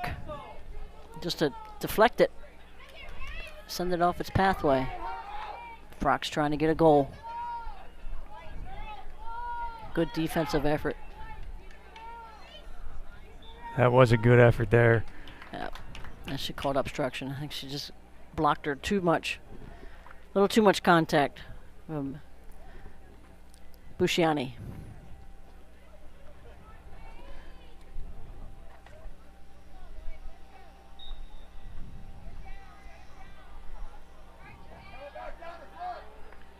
And Wilkinson trying again. Running out of time. Yeah. This might still be. And again, if it stays, This if it stays 3-0, it's gonna. I think Right. that's a a great performance by absolutely. the Squirettes. That's terrific. Yep, that is the contest. So that's the end of tonight's match with the score 3-0. Hanover Hawkettes over your Delone Catholic Squirettes. A great effort. Truly a great effort, Bill. And Chrissy, again, she's got to be happy with it. Again, for a week that, you know, two weeks now that we've all had rain and you know, 60-some degrees and terrible conditions. We have a beautiful day, a beautiful night here. And probably a lot warmer than what they've been dealing with the last 2 weeks. Yeah, you get used to the heat in August, but when it goes away for a couple weeks, yes, coming back, have to recover. beginning of October here, that Yep. can be a bit of a shock too. I will go through the handshake line here. And again, congratulations to both teams on a great effort. Thank you again, Danny and Bill and Luke, for your work tonight. We'll see you soon on DCBN's coverage of boys soccer. Good night, everybody.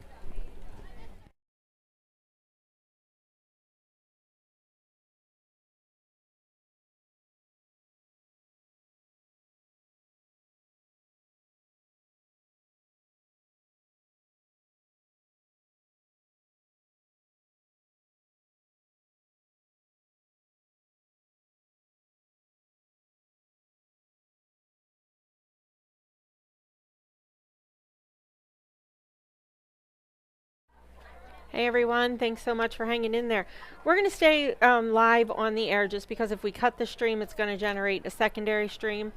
Bill is checking out to find out what the exact plans are for tonight. If there is going to be a boys JV team, we are going to have that.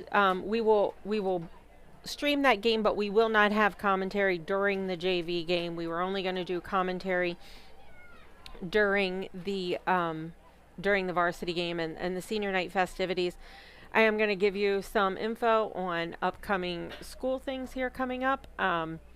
Touch base on a couple things that we haven't gotten to. You've seen some of the slides for things, but I want to make sure that you have the context. But what I'm going to do right now is I'm going to run a little video for you. That way you can learn about some things coming up here at the school. So just bear with me for a moment while we get you set up for that, and we'll be right back.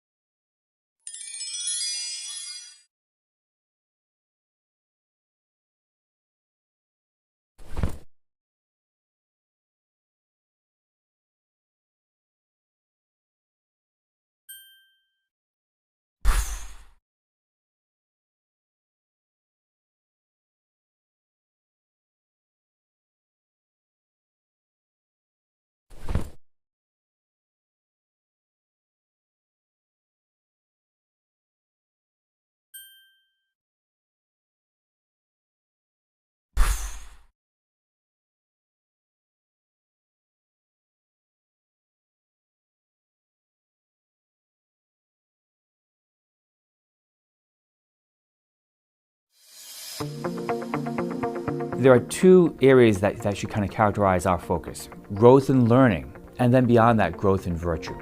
When I think about Delone, I think of loyalty, faithfulness, and enthusiasm.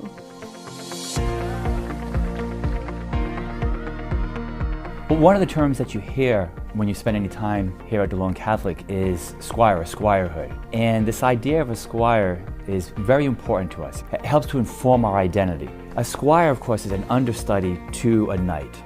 And so our students, very much are squires. And they're squires with a view of becoming knights, right? So we're trying to equip our students with a sense of service to others, which is the hallmark of a knight. This place is special because the students are invested. We don't have a large population, but we're able to be very active with our sports, with our productions, because the students embrace the opportunity to be involved and create their own community here within the building. You feel that deep sense of community. You feel that stewardship for each other, for the world around us. You feel that sense of belonging, which I think is really important in today's world, and also instilling in them this sense of responsibility as they go out into the world and become our future leaders.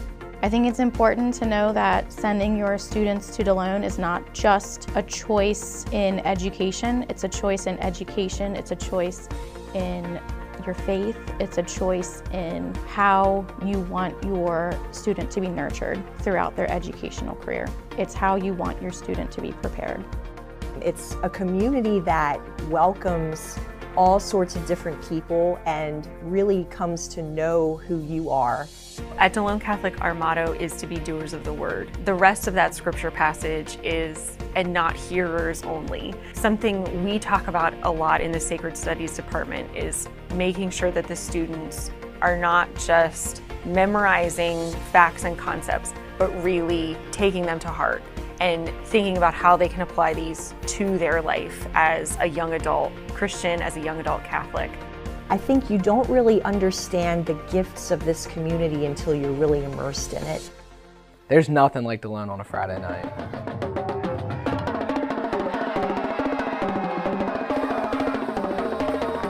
I think that there is a sense of pride and responsibility that when you put on a Delone Catholic sweatshirt, you put on a Delone Catholic uniform, you understand that with that comes a sense of responsibility, a sense of pride. If you are feeling that nudge, you're probably on the right track to just send them, to try Delone. My parents told me that I could go to any school I wanted, and I chose Delone because I knew it would be a good fit for me and my education. I'm proud to say I go to Delone Catholic. I'm absolutely proud to be an alumni. And that being said, I'm proud that my kids are going to be alumni someday. The best way to inform your decision making is to come and see. Visit us. Every day is open house. We welcome you to come by and to learn more about us. Once you're a squire, you're always a squire. This is Joseph Cirillo, graduating class of 2023 at Delone Catholic High School in McSherrystown, PA. My previous school experiences didn't prepare me to become the person I am today like Delone Catholic has. And when you enroll at Delone Catholic, you will be challenged, but at the same time, the school community nurtures you to create your own path. Delone Catholic welcomed me into their community and helped me become the person I am meant to be. I participated with the drama department, athletics, organized charity events, and serve in many leadership roles. All of these opportunities have prepared me for the next part of my life. Delone Catholic also helped me to grow in my relationship with God, and now I invite you to join this amazing community. To schedule a private tour and learn more about Delone Catholic High School, visit DeloneCatholic.org or call 717-637-5969. Delone Catholic, prepared to lead, prepared to serve, and prepared for life.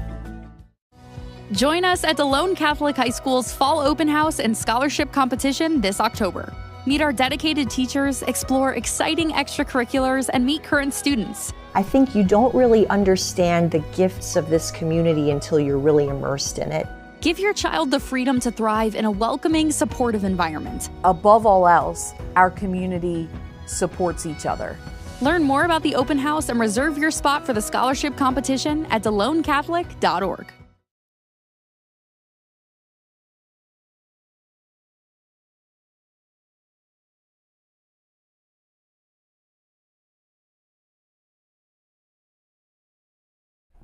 All right, and thanks so much for popping back in. For those of you who are staying on there, I appreciate that. Let's see if I can, not used to doing a double header, so it's kind of changed what we're doing here just a little bit. So let me pop back up. I want to get back to the NHS, the Interact Club, and the National Honor Society, their fundraiser. So just to make some of you aware, the small town that is in Tennessee, the Elizabethtown, that really has a near and dear place to our hearts, part of Squire Nation. It's the home of Vice Principal Donna Tompkins' sister. So they definitely have some needs in the days following the hurricane Helene that was down there. So they have some fundraising activities going on, and the proceeds from the student charity dress down day this Friday, tomorrow, and the faculty charity dress down days are for the remainder of October will be donated to the TLC Community Center for Elizabethtown, Tennessee. Just give me 1 second here. I want to get some info about what's going on, and I will be right back to you.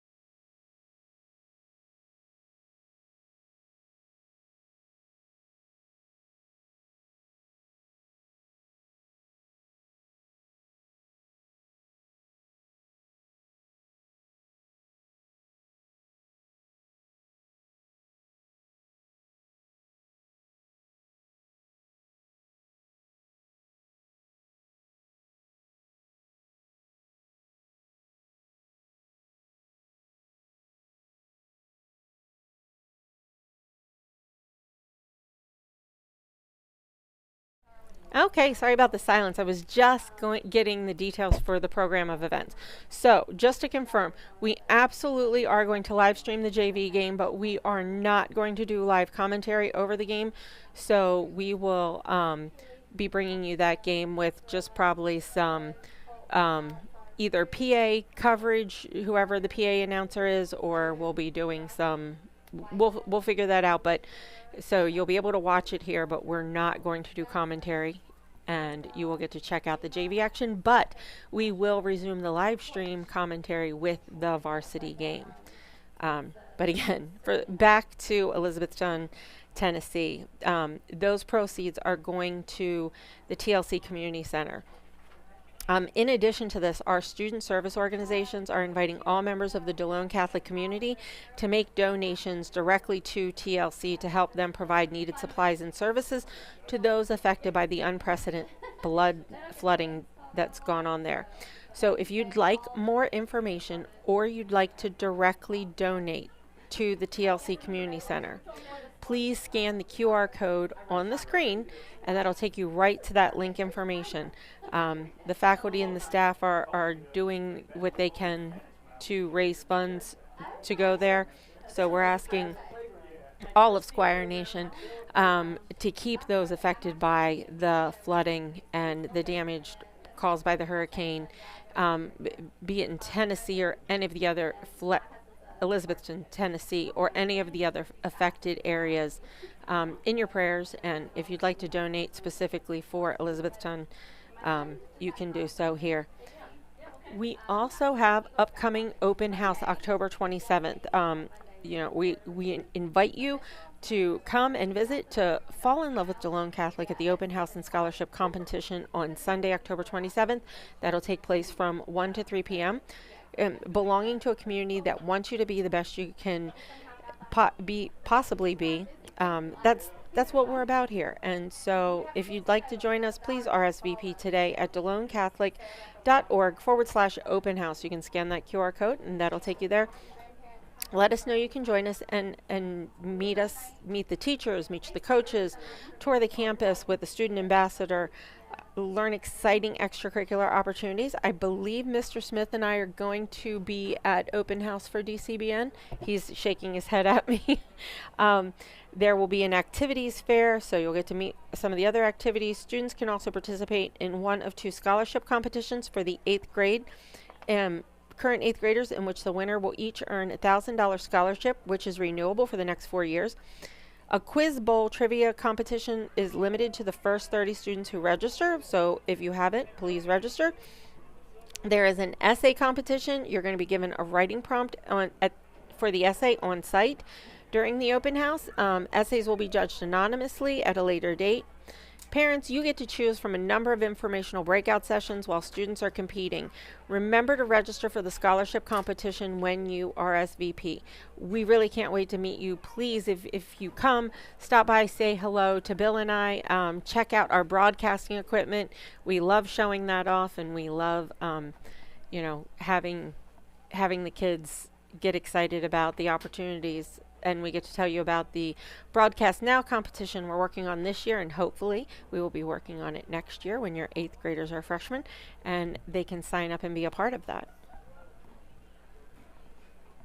We're having an online fundraiser. Please help support Delone Catholic Respect Life Club activities throughout the month of October. Choose Delone Catholic High School, McSherrystown, PA from the list of organizations during the checkout when you purchase Tiny Saints from tinysaints.com. The Tiny Saints will be mailed directly to your home, and the Respect Life Club will receive a check in November. The Tiny Saints make perfect stocking stuffers. So if you'd like to buy a Tiny Saint and help raise some money for the Respect Life Club, you can scan the QR code on your screen and order your Tiny Saint.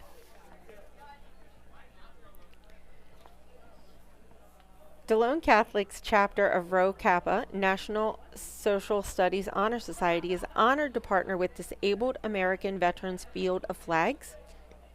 We look forward to setting up a field of American flags to honor local veterans and raise critical funds to support our ill and injured heroes.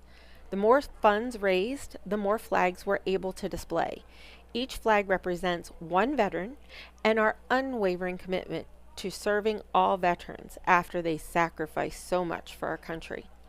All donations raise critical funds to help support disabled American veterans' life-changing services for veterans in need and their families. If you want to donate or find out more information, please scan the QR code on your screen.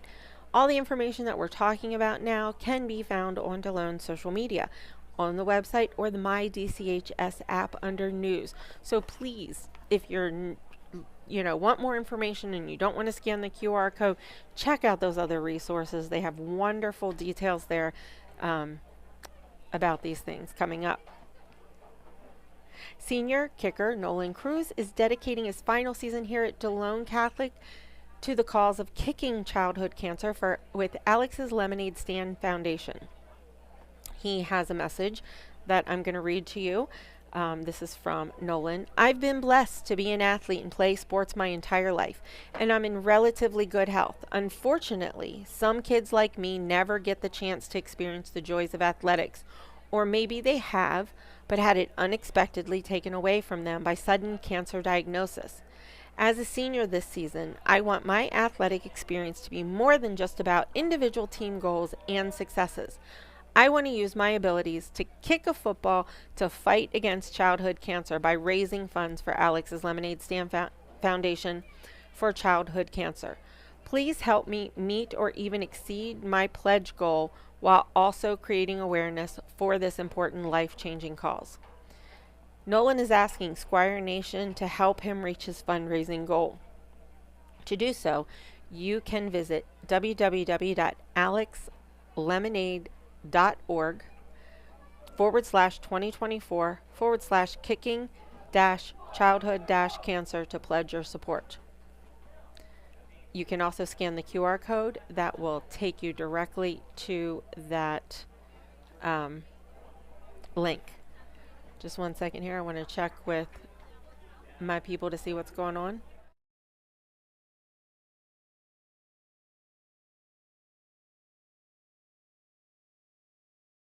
Okay, we're going to put things over, take things down and bring you that game and get things started for you. So we're going to be silent while they are playing. Thanks so much.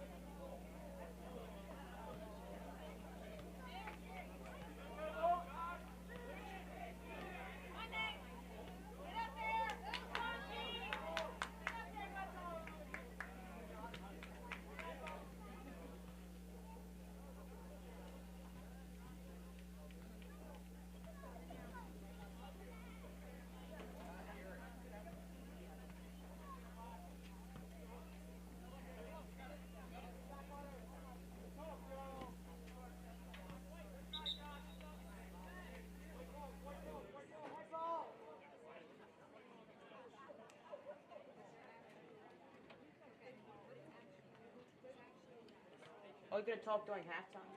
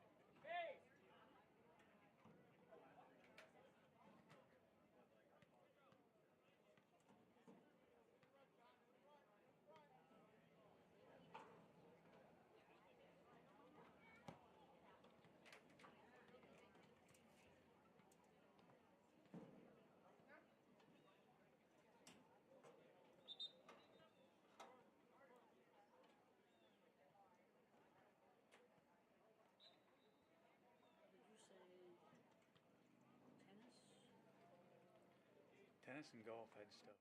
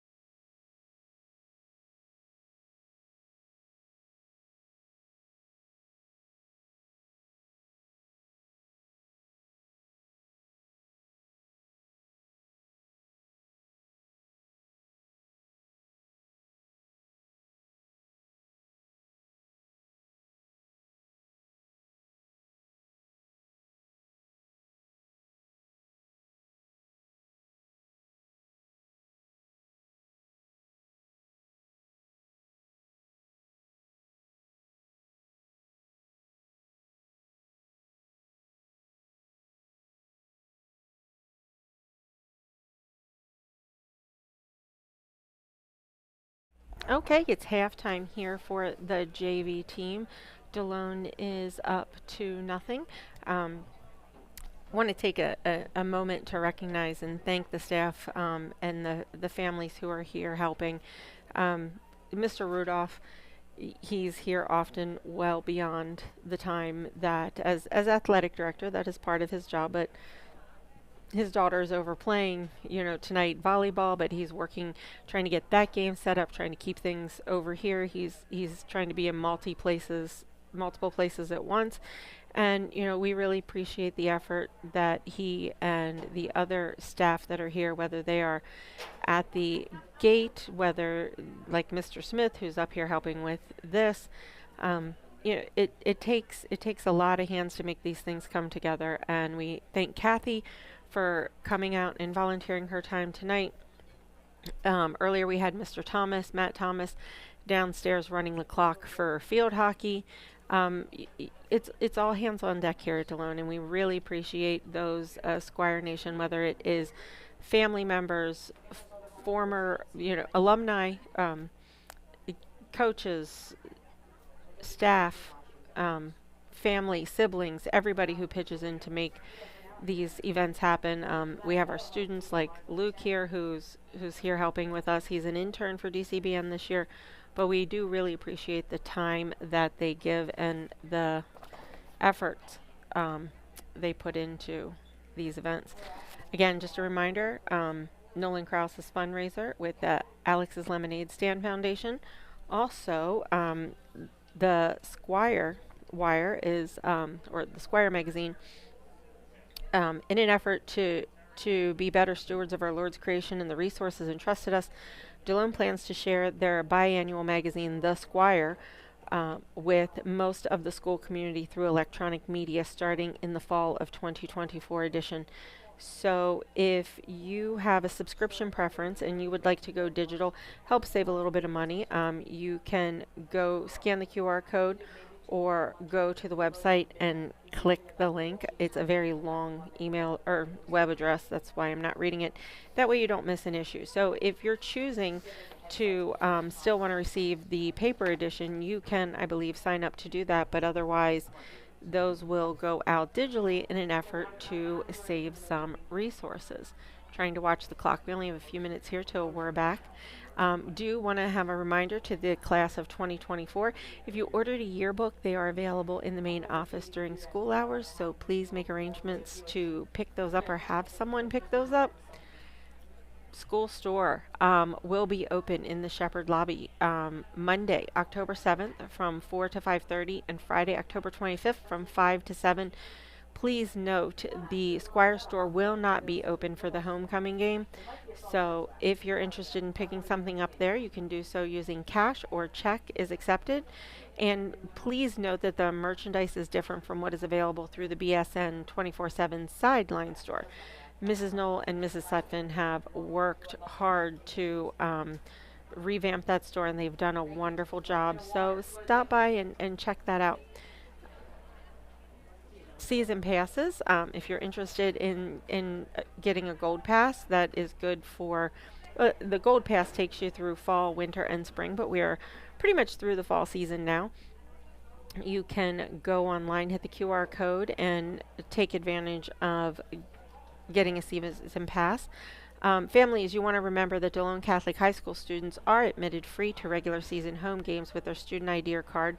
You can buy tickets for regular season home games at the JT Flaherty Field and the Lawrence Sunny B. Shepherd Junior Memorial Gymnasium. You can see the Delone Catholic website under Athletics tab for more details.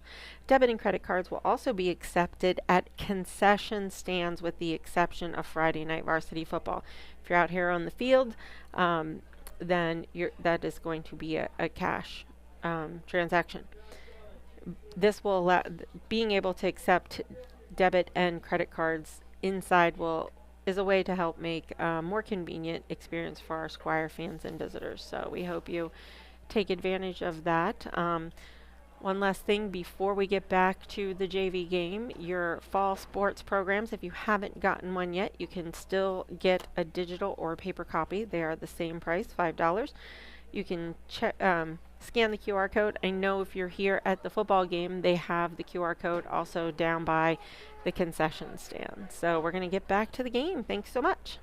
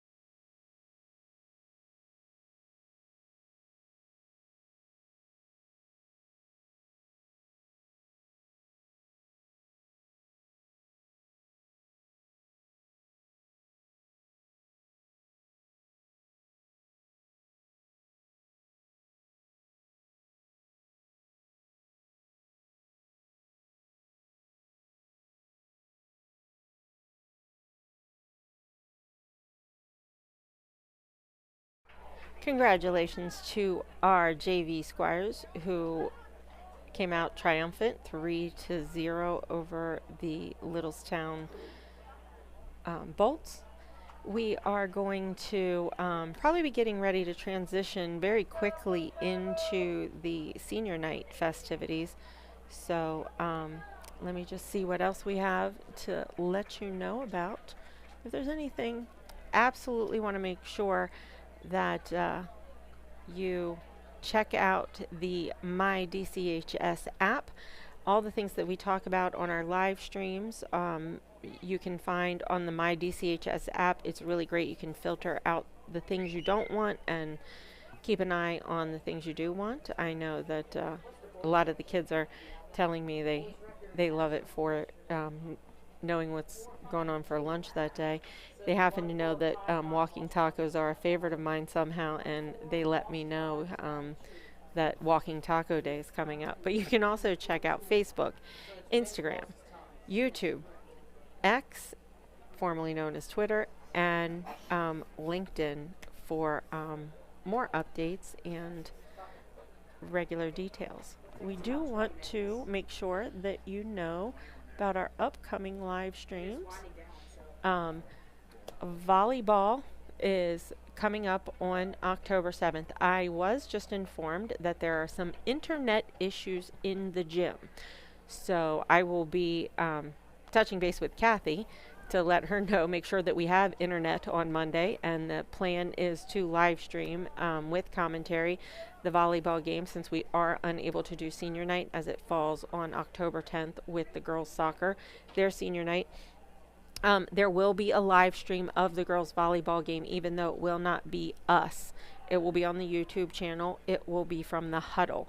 So the senior night festivities, assuming they have internet, will be brought to you from the YouTube, the huddle stream. We will be doing girls soccer here back with Kathy Little on October 10th. I believe that George and Tony and Mike will all be here for football on October 11th. That's homecoming, so there'll be homecoming festivities that night, the crowning of the king and queen. We will also have an alumni tour. I believe it's 5 o'clock. If you would like a tour of the school, you can do so by meeting under the scoreboard. I'm just double checking that.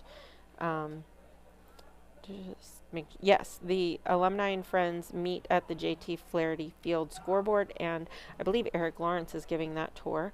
And after party at 8:30 for homecoming will be at Something Wicked Brewing Company that is 21 and older, and RSVP is requested. So alumni and friends after party. And if you are an alumni cheerleader, you are welcome to join us. Please RSVP. Check the school website for that link to RSVP to join us on the sidelines. I was talking to one of the alumni cheerleaders who will be joining. They're working on a routine, so I'm looking forward to that. We're going to do our best to bring you the marching band field show and the cheerleader routine. We have to be careful because we run into problems with popular music. YouTube will either silence our stream so that you can hear nothing, or they will take us down. So we have to be careful with that. And if you get a strike, so many strikes mean you can't live stream anymore. So we are trying to be careful with that. So we will do our best to bring you the full field show and the cheerleaders routine so for homecoming week. Also, we will be back October 18th with the all-school mass, and then October 25th will be our football senior night, but you will also have senior night for the cheerleaders and the band on October 25th. Everybody will be joining us on the field for that. And November 1st, we will be back for our all-school mass. So we do have a lot coming up. Let's see what else. I'm sure we kind of ran through everything, but just to give you an idea, we do want to again give a shout out and thank our Squire Guild members: Tremor Family Dentistry, GNS Foods, Donald B. Smith Roofing Incorporated, McSherrystown Home Association, Griffith Plumbing Services, the McSherrystown K Council, number 2551, and the Ladies Auxiliary, Hanover Auto Team, David Ross Orthodontics, Thrive at Molly Bruce, Conawago Enterprises, Conawago Contractors, and UPMC. Thank you for being Squire Guild members. Occasionally through the game, you will notice I am going to put up some little graphics. These are some of our Squire Guild members. We will put those on there. It's a little harder to do when we don't have the breaks that we do in football, but we will try and cycle through and get some of those in so that we can thank our Squire Guild members. And please make sure you consider them when you are looking to choose a family dentistry or a restaurant that you're looking, someplace you're looking to have dinner out, or maybe your investment solutions like with Thrivent. But the Squire Guild members make it possible for our academic and extracurricular activities, the programs here at Delone, to happen. It's in addition to the financial support. If you are interested, you can support Delone Catholic through volunteering as a guest speaker, provide opportunities for students through internships, participate in tax credit programs, and of course through prayer. These are all great ways to support our Squires and our school. Just checking here. I wanted to keep an eye on the time. Can you guys let me know if they start lining up for we don't want to miss our senior night activities, but let me just give you a little background on some of our sponsors that we have here. One moment, please. I know that I have some details that we did. GNS Foods. Honestly, GNS Foods, endless possibilities for manufacturing, research, development, and product enhancement, packaging, and display. Whether you're interested in developing a private label product or looking for a co-manufacturing partner, GNS will work collaboratively with your team to expand your portfolio and increase your capacity. Just to give you a little more information about some of our sponsors, Trummer Family Dentistry is a multi-generational practice caring for patients in the area that Delone Catholic serves. The office is conveniently located at 1180 High Street in Hanover, across from Menchie Music. Dr. Henry Strazella, a 1954 Delone graduate, founded the practice over 60 years ago. In 1999, Dr. Strazella's daughter, Beth, also a Delone graduate, and her husband, Wolf Trummer, took the reins. Their son, Alexander, 2016 Delone graduate, has now joined them in the practice as well. Patients at Trummer Family Dentistry can expect comprehensive, compassionate, and affordable care in areas of restorative, cosmetic, and implant dentistry. Adults and children of all dental needs and levels are welcome. So to best help your smile be its best, and give them a call at 717-632-6565 or visit trummerdentistry.com for more information. Go Squires. I do see they're beginning to set up, so we want to make sure that we are being mindful of we're going to turn things over to the PA when those events actually start. Let me see here.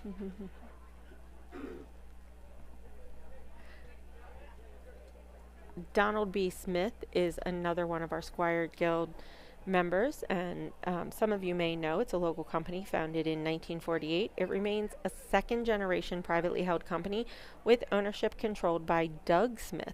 Founded on its principles of quality and workmanship, Donald B. Smith has been recognized nationally for numerous projects. In 1999, Donald B. Smith Roofing was awarded the Craftsman of the Year Award by the Baltimore Builders Exchange.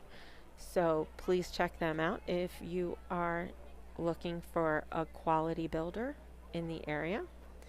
We also want to give a shout out to the McSherrystown Home Association. They are located at 369 North Street, McSherrystown, PA 17344. We appreciate them and thank them for being a longtime sponsor of Delone and other community programs. They are calling parents to the field, so we'll just run through one or two more of our sponsors. Griffith Plumbing Service, even though they have plumbing in their name, GPS is more than just a plumbing company. They can help homes and businesses with heating and cooling, ventilation, water, air quality, line placements, and more. They pride themselves on their long list of satisfied residential and commercial clients, impeccable customer service, and dedication to getting the job done right the first time. Their Adams County office houses some of the best in the business, and they serve all over Gettysburg, Hanover, York, and in between. So check out GPS, Griffith Plumbing Service, for your plumbing, heating, cooling, ventilation, water, and air quality, line placement, and more needs. And finally, we'll do a quick thank you to McSherrystown Knights Council 2551 and the Ladies Auxiliary, located at 342 Main Street, McSherrystown. What does it mean to be a knight? It means a life of faith in action, a life of boldness and in brotherhood, a life worth living. Join 2 million Catholic men on a mission. Through Knights Charities, your donation goes to aid those the Knights serve through their charitable programs. Check out their website to learn more about their charity programs, insurance, investments, donor, advised funds, programs, scholarships, and more. Or to reach out directly to Council 2551, you can email them at council@kofc2551.org or call 717-637-6629. Don't forget to ask about opportunities available through the Knights of Columbus Ladies Auxiliary as well. The Ladies Auxiliary is a religious service organization whose mission is to be the hands and the heart of Jesus by helping to support the council in their community. They work together with the Knights of Columbus Council 2551 in meeting their goals and objectives. Their auxiliary helps to promote the religious, social, and cultural growth of our community. Their membership and in order to assist them and their members to undertake their charitable endeavors, you can reach out for more information. Ladies Auxiliary helps to foster sisterhood, fellowship, and understanding among members and their families. You can also find out about meal specials and special events on the McSherrystown Knights of Columbus Facebook page. I'm going to get things prepped to turn over to the PA, and so we are going to be silent while we're waiting for them, and thank you for tuning in. We'll be back in a few minutes with the start of the senior night activities.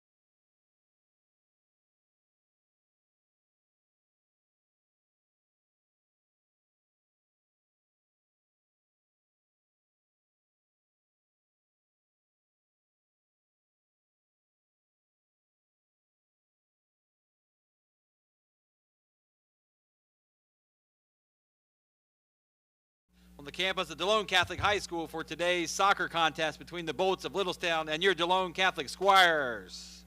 Regardless of the outcome of today's game, we ask that all spectators consider the time and effort that each of these young student athletes have put forth to represent their schools.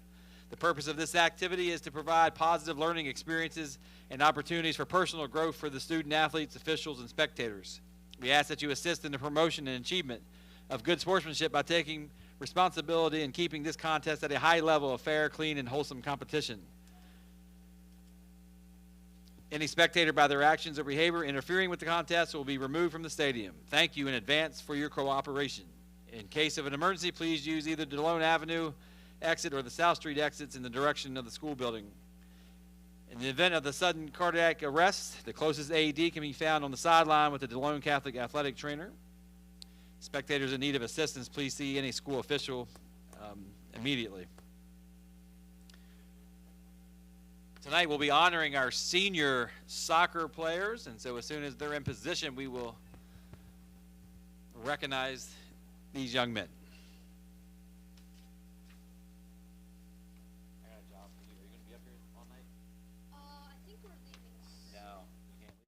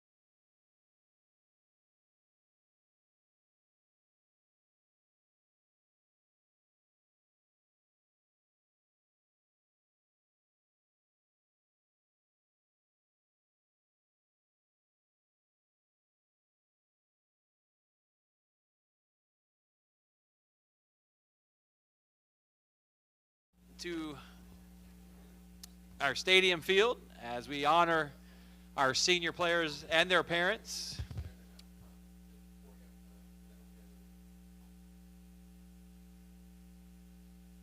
For our 2024 boys soccer team. Our first senior that we recognize tonight is Michael Carter, and he is escorted by Scott and Claire Carter, his parents.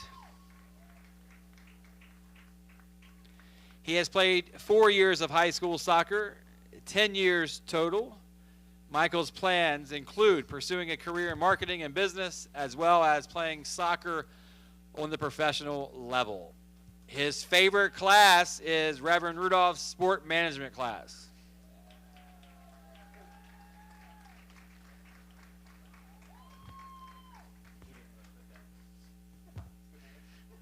Our next senior is John Paul Groves. John Paul is being escorted by head coach Austin and his mother Jessica Groves. JP has started 4 years for Delone Catholic and has played soccer for a number of years. He is also a member of the wrestling team and track and field team.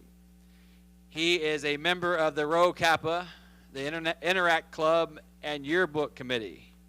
John Paul plans to major in business with a minor in mathematics and play college soccer. His favorite memory is assisting on 2 goals to help secure their first district win. And his favorite math teacher here at Delone was Reverend Rudolph.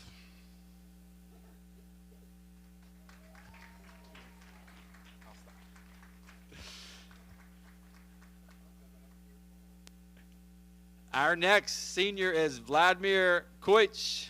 Vladimir is being escorted by Dejan and Elizabeth Koich. He has spent the past 4 years playing JV and varsity soccer. Vlad is a member of the Respect Life Club and a peer minister. He plans to attend Frederick Community College, studying computer science.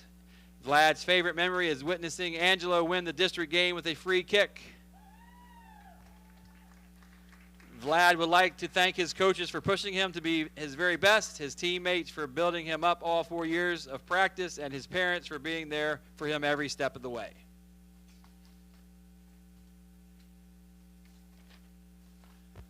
Our next senior is Nolan Cruz. Nolan is being escorted by Dale and Karen Cruz. He has played 13 years of soccer with 4 years on the Delone Catholic's varsity team. Nolan is the kicker for the football team and is on the track and field team as well. He is a member of the National Honor Society and the prom committee. Nolan hopes to pursue his football kicking career in college while studying to become a forensic analyst. His favorite memory in the team's comeback victory to earn the program's first ever district playoff win. AJ Niederer. AJ is being escorted by Jeff and Isis Niederer. AJ has played high school soccer for 4 years. He has played soccer 13 years He is a member of the National Honor Society, the Mu Alpha Theta, the Spanish Honor Society, the Minithon Committee, and the Student Athletic Advisory Group. AJ plans to attend college. His favorite memory is winning the first ever district game for the boys soccer program. And his favorite class is sport management as well.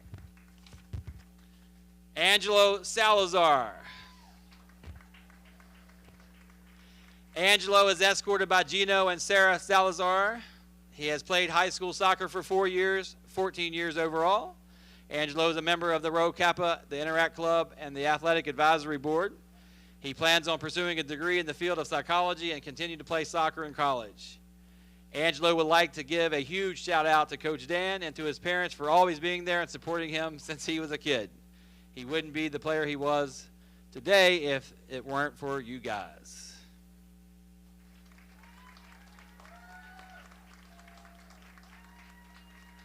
Angelo's favorite class is sport management too. What a coincidence.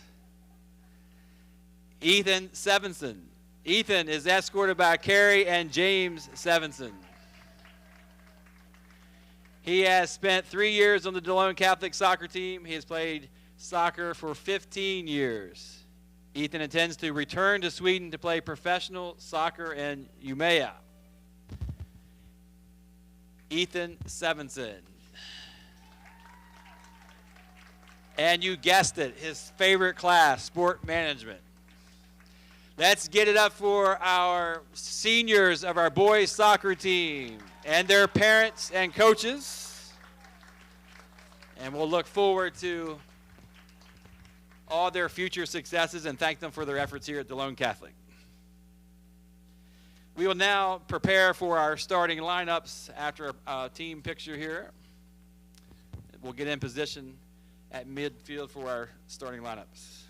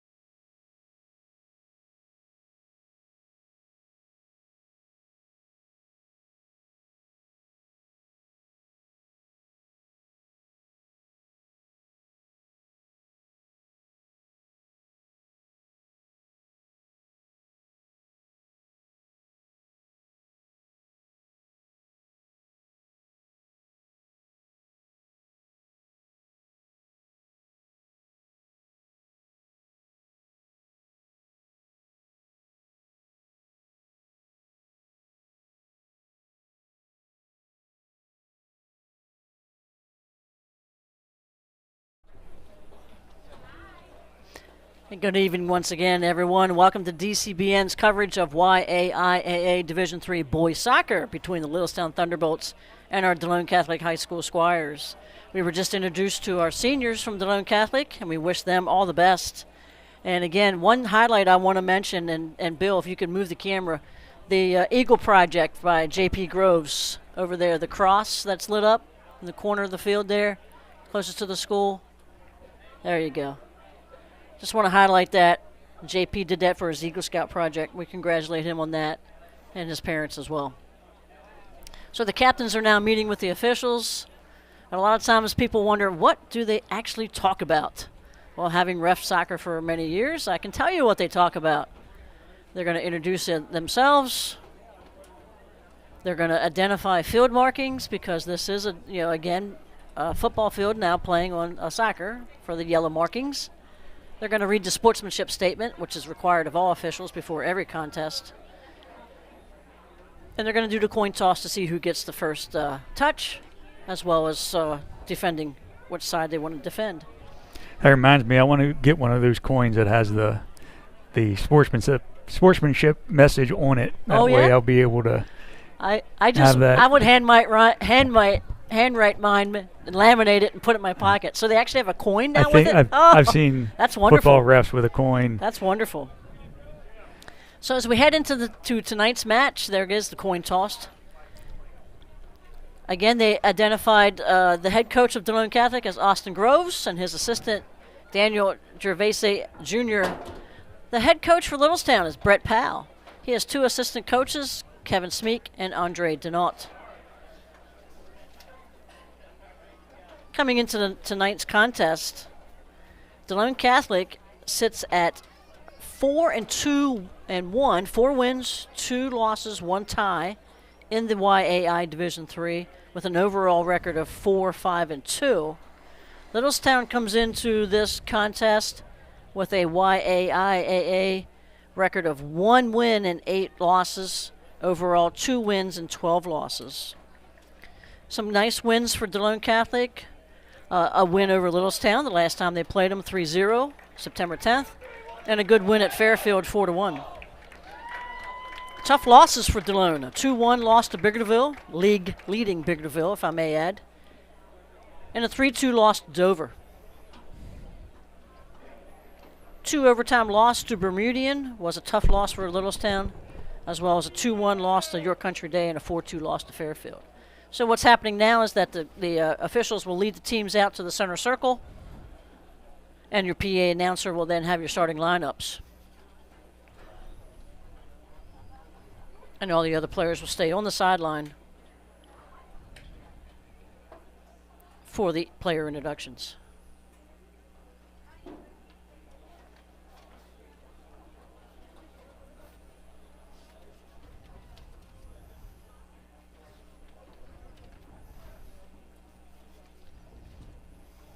Let's meet our starting lineups for tonight's contest.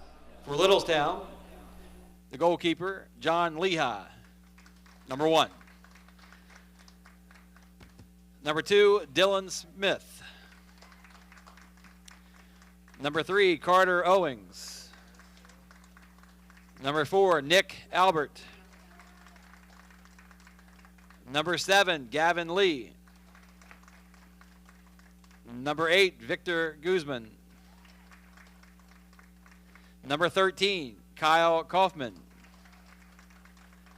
Number 17, Ian Welty. Number 24, Alex Lua. Number 30, Jose Hernandez Ruda. Number 32, Robert McDonald. And the head coach for Littlestown is Brett Powell. And now for your Squires of Delone Catholic. Starting in goal is Nicholas Holtz. Starting a senior, number 4, John Paul Groves. Number 5, William Holtz. A senior, number 7, Angelo Salazar.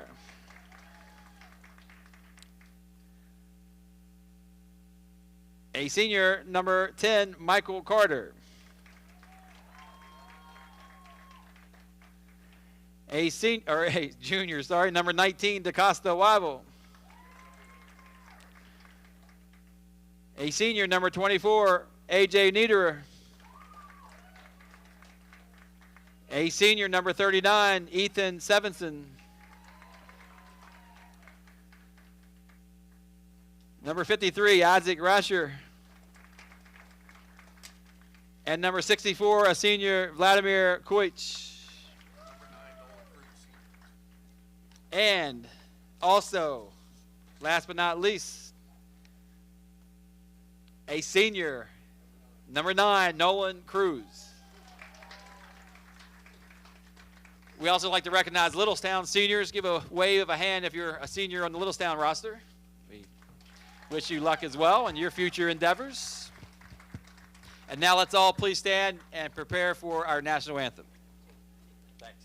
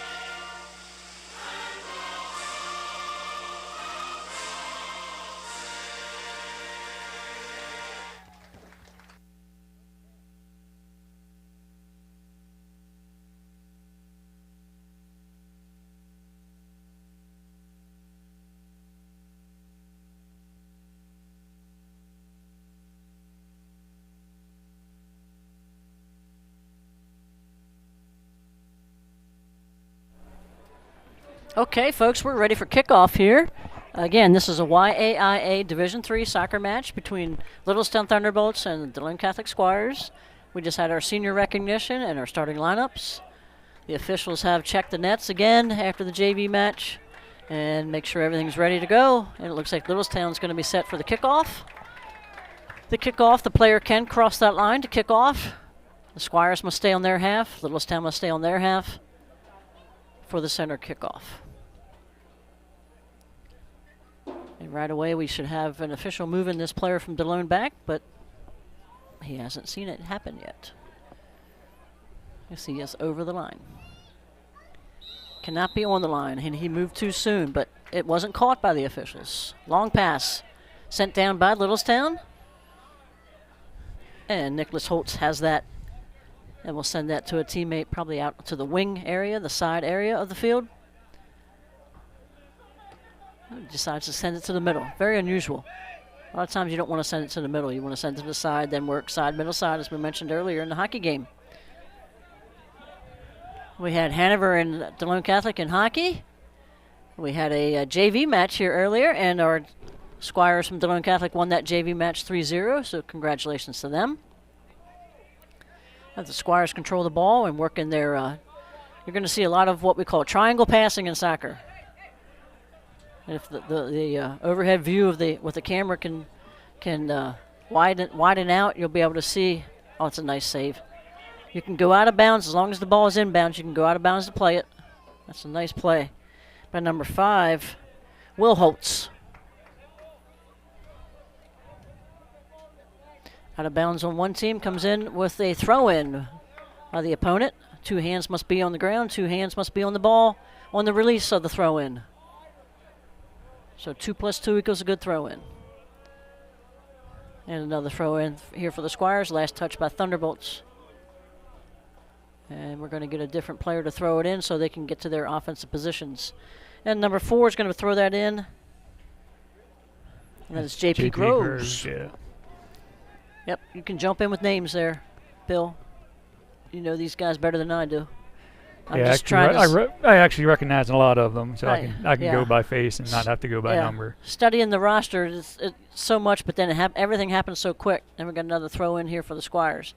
Everything happens so quick. And we're going to try it. Look like we're looking to head the ball. That was Nolan Cruz. Nolan Cruz tries a left foot kick, and that is off target. Nice idea. Just a little bit wide left. So now we have a goal kick. Last touch by the offense over the goal line results in a goal kick. The goalie can take it, or one of his teammates can take it from that spot of the goal where he chooses to place it. Go with the goal line where he chooses to place it.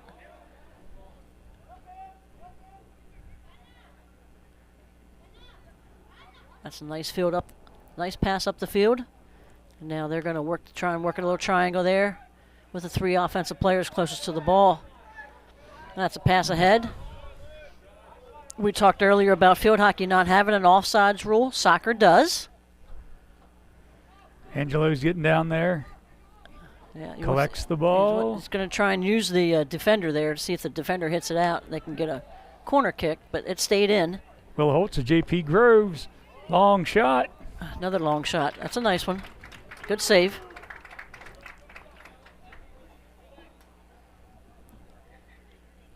So now the goalie can come up as far as they can, not past that line on contact with the ball. That line of the yellow penalty box.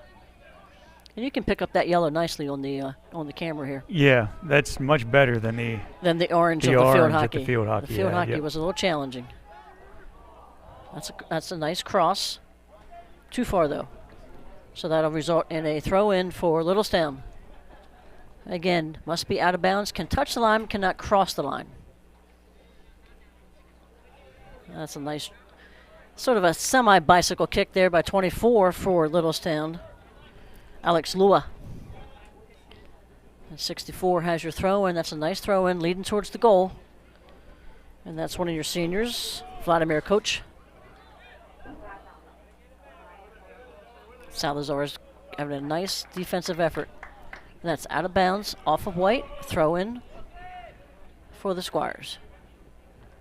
There's Groves on a nice cross. And that's a corner kick. That was last touched by the defense. Referee points to the corner, and that will be a corner kick for the Squires. Ball must be placed on the semicircle or on the line. And he can take that kick whenever he's ready.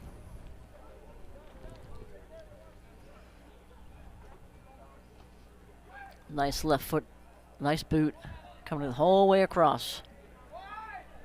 Now they get to their offensive positions, spread out. Back to him. Oh. Yeah. Took it back. Just a little high, off the chest. Now he's going to try and beat that defender and try and find Oh, somebody in the Will center. Holtz is there. A nice recovery. And that's going to be a goal kick. That's last touch by the offense. So your goalie. Yeah, John Paul was lobbying for a call there. Yeah, he wanted the other way around. However, and Littlestown moves the ball up the field. We've got number 13 for Littlestown. One of their captains, Kyle Kaufman. And that's out of bounds. And a Squire throw-in. And again, Bill, like field hockey, you have low scores. It's very unusual to exceed 5-6 goals. And you look at some of the scores that the Squires have had. That's a nice cross pass. That's a nice shot. Oh, and that's a goal for the Squires. That was a nice deceptive play. He kept his body between between the ball and the goalie, and he couldn't tell. Now, okay, the whistle. The referee did a double whistle. I wasn't sure what he was doing. So, the goal stops the clock with 34:03 to go. 1-0 the Squires, and again, center kickoff for the Bolts. Goal by number 5, Will Holtz. There we go. Thank you, announcer.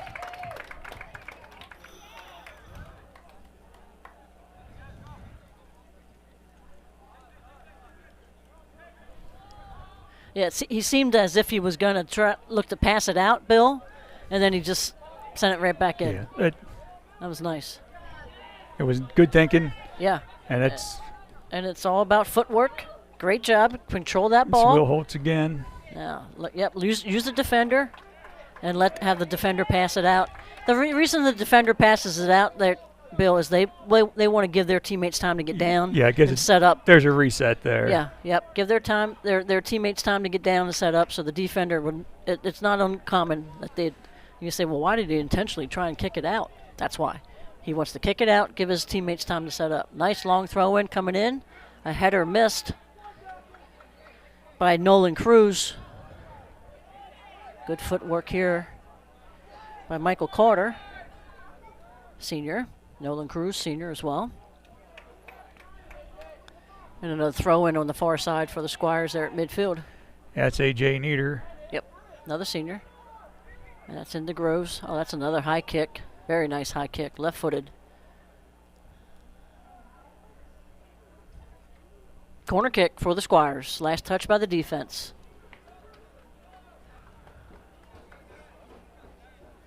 A lot of times that official down here on the goal line, Bill, he'll wait and see if he can get some help from his partner. And that hesitation, the partner gave him the. Yeah, I was just looking where he was. Yep. He gave him the sign that, yes, that was last touch by the defense. So that's why the official called the corner kick. Nice sliding play on the ball. And that is going to be a goal kick, last touch by the Squires. Goal kick for Littlestown.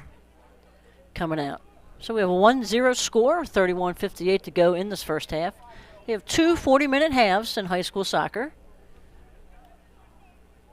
They do play overtime if need be. It is sudden death overtime if it needs to go to that. Little contact from the back. Will Holtz and at the varsity level, they'll let some of that go. They probably would have called that earlier in the JV match. Nice ball control there by Littlestown. I think that's number 17 on that side. Ian Welty. Captain. Oh, no, he's right here. Yeah, Vlad to JP to Will. Or who's 10? 13. Michael Carter. Kaufman on that far side for Littlestown. Excuse me, folks. 17's here in the middle. Just watching Littlestown warm up. 17 looked like to be the best athlete. Shot on goal for the Squires, just too high. DeCosta Wyville there. I remember him. He's pretty experienced in here. He played a lot even last year. He's a junior now, but he's a solid varsity player. Listening to these bios, your seniors have played a lot of soccer. With these club teams and travel teams, I know my nieces, they were playing soccer at the age of 4, all through high school. So we had a hand touch there. A lot of times people call it handball. It's actually a hand touch or handling. The official term is handling. So that ends up with a free kick for Littlestown. Defender must be 10 yards away. If not, the official will move him back. Nice long kick there. Handled by the goalie. He stays in his box. They cannot come after him. He stays in bounds there. So he'll send this. He can throw it, roll it, punt it, and he decides to punt. And again, that's a nice long punt past midfield. Gathers it up. Nolan Cruz coming down. I think that's Ethan Sevenson. Yes. Another senior captain. And how do I know they're captains, Bill? They have a small band worn around their bicep. Looks like red or yellow or the captain's bands. And that's how the officials know that they're their captains. Sometimes they want to wear them down at the ankle, and good officiating stops that right away at the pre-match meeting, excuse me. They should be up on the bicep of the arm. Oh, nice pass. Will Holtz is deep. Will Holtz crosses it. That's a great header. Oh. There's a header by Sevenson. And that is out of bounds on Sevenson, so that'll be a goal kick for Littlestown. That was a great play. That was exciting. Good ball movement, good sharing of the ball. Yeah, the ball crossed the goal twice on that play. That's where the most opportunities, some of the quickest goals. If there's somebody in the middle there that can redirect it and get it right in. Exactly. That goes directly out of bounds, so that'll be a throw-in at the spot where it goes out of bounds. And the referee will watch to make sure he gets in the vicinity of that proper location there. Soccer, they tend to want to move up. Now we're going to switch sides of the field. Oh, we're going to send it back to the goalie. There he can use his feet to send that. That's if it was touched by a defender. They can't use their hands. That's correct. Yeah. That's correct. I was pretty sure of that. Yep.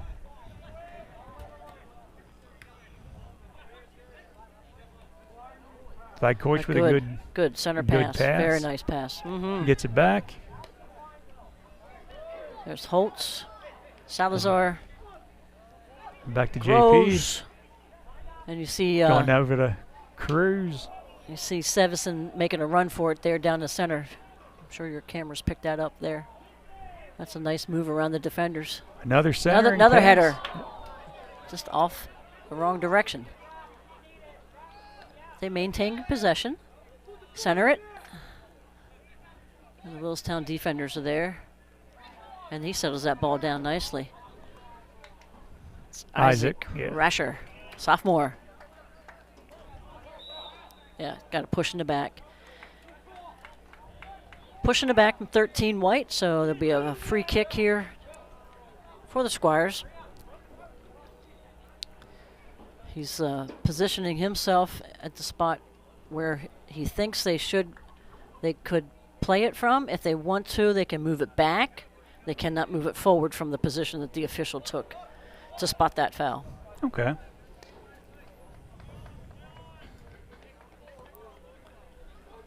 That's a nice center pass. Oh, just lost control of it. A lot of activity down on this end of the field. Oh, nice. There's another shot on goal. 4 shots on goal. 1 goal in.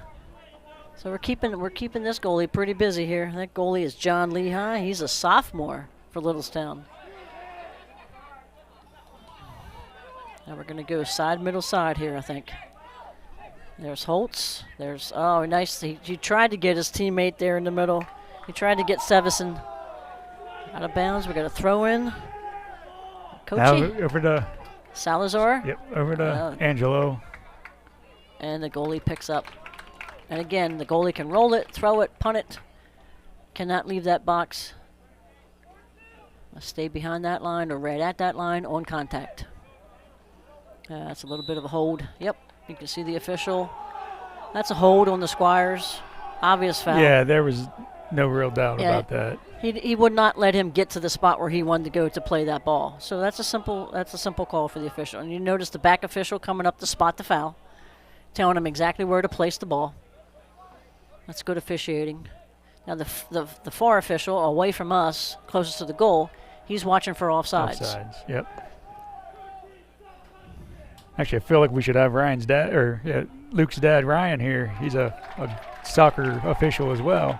Yes. I'm guessing he's at a game. Yes, I'm sure he is. I think I said to Luke, I think I worked a game with him. I'm certain I worked a game with him down at Dover. There's Salazar on the break, keeping it in. Yes, just getting it in. Going to try and use that defender or work around him. Trying to work his angles, get around. And the ball must go completely out. All right, so now he's calling for a sub. Here comes a sub for Delone Catholic. Nico Scamardella. Thank you. Thank you. I didn't want to butcher it. Thank you very much, Bill. I have him in class. Okay, that helps. So we're going to go with a throw-in, side throw-in for the Squires. Right to the center. That's a perfect place to place it. They maintain possession. There's Groves on a cross.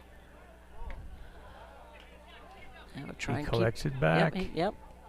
There's a lot of activity on this end of the field. Yeah, nice change of position. Spread that defense out. Now. Yep, DaCosta.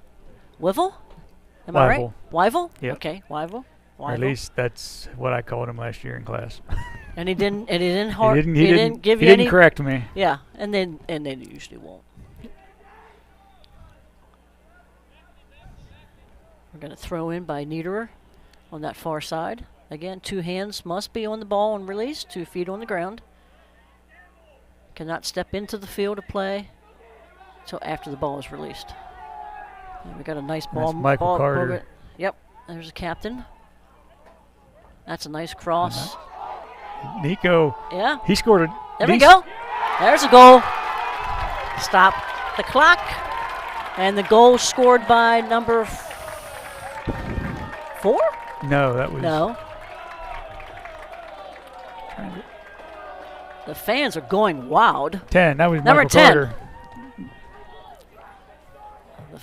Number 10, senior, Michael Carter. There we go. Number 10. I didn't think it was number 4. Number 10. He's a little bit taller than JP, huh? He is. Another kickoff for Littlestown. Again, he must place the ball on the line. And again, Salazar is moving too soon, but they just didn't see it, I guess. Or just didn't want to call it. He has to wait till the ball's moved. Nice center pass.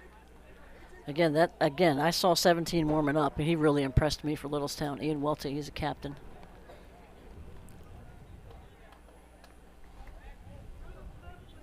Side throw in. I think that's, is that Groves? Yeah, I think that was JP, Throwing. and then And Michael making a run. Carter just got that one. Yep. And gathered up by the goalie. Very nice. John Lehigh, again, he's a sophomore, folks. Getting a lot of good quality time as a sophomore playing varsity ball. And again, this is a grass field. Delone will play here for senior night, but they also play then out on Kindig Lane for their home games out at the new field that they made out there. Up closer to... by Clark's, right? Yeah, opposite of Clark's there, of where they were before. They're no longer at Utz. There's a kick out of bounds, so that'll be a white throw-in. But Littlestown, again, there's a turf team. You know, they built a brand new field the other year. They've got turf up there in Littlestown. And it makes a world of difference, really it does. It's not so much the speed of the players, but the speed of the ball. And the bounce. A lot more bounce on a turf field. Nice. And that's okay. Hit it out of bounds, give your team time to reset. DaCosta, Wivel, back defending. And now what they're doing, if you can see it there, how they're pointing to the players there, their bill, they're marking up. They're saying, I've got this guy, you got that guy. Very similar to basketball. Okay. How you mark up and match up with someone, play one-on-one, so to speak. You have a defensive responsibility. Sort of like defensive backs in football, as far as covering receivers and running backs out of the backfield. Oh, nice try. Squires are on the move, working that left sideline. Oh, nice defensive play. Yeah, it looked like they had something going.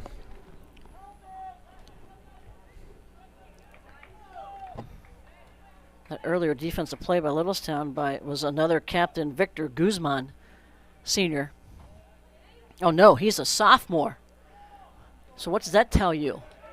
As a sophomore, you get selected captain. That's pretty good stuff. It is. That's a good battle right there. I think it went out. Out of bounds, yep. That's a white throw-in. And even if the official doesn't signal it, he'll call it, so the kids know so the players know who the throw-in will be. Okay. Oh, yell the color of the team. Yep. The official will yell the color. He'll say, and sometimes officials will say off black white throw. You shouldn't really do that because that can get confusing. You just say white throw. Yeah, but I have to admit, I found myself doing that in basketball. Did you? Yeah. Did you? I know it's simple enough just to say where the ball's going. Corner kick for the Squires. Yeah. But I feel like sometimes I've got to think myself through it, and I did it out loud. Yep. And I need to take a second. Yeah. Get it through my mind silently, and then just give the. Take the picture. We've got a sub here coming in for Squires, John Keeley, a sophomore. He's waiting to come in. He's here at the table waiting to come in when there's a break. You say, well, when can he come in? He can come in when the Squires are going to do a throw-in or a corner kick. He cannot come in when Littlestown's going to do any of those above. Okay, I never knew that. A little bit different, and again, when we pan the camera in field hockey, we had all the activity down in front of the goal. Remember, and the subs just run in out for each other. Totally different here in soccer. That sub must wait to be beckoned onto the field by the official. And again, the Delone sub can only come in the game when Delone will do a throw-in or a corner kick or a goal kick. And this is a punt by the Littlestown sophomore goalkeeper. Oh, 53 wants to keep his foot down because if not, that's a dangerous play. And he could get carded because he came from the back. Throw in for Nolan Cruz on that far side. Oh, he's going to defer to someone else. And then we got the sub here because we got the throw in. John Keeley's going in for Angelo Salazar. Sophomore.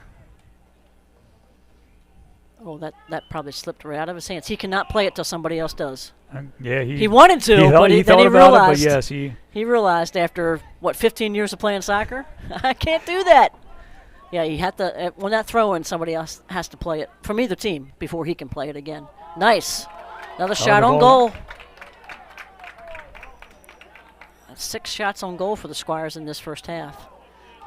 Little extension there by 7. White got away with it.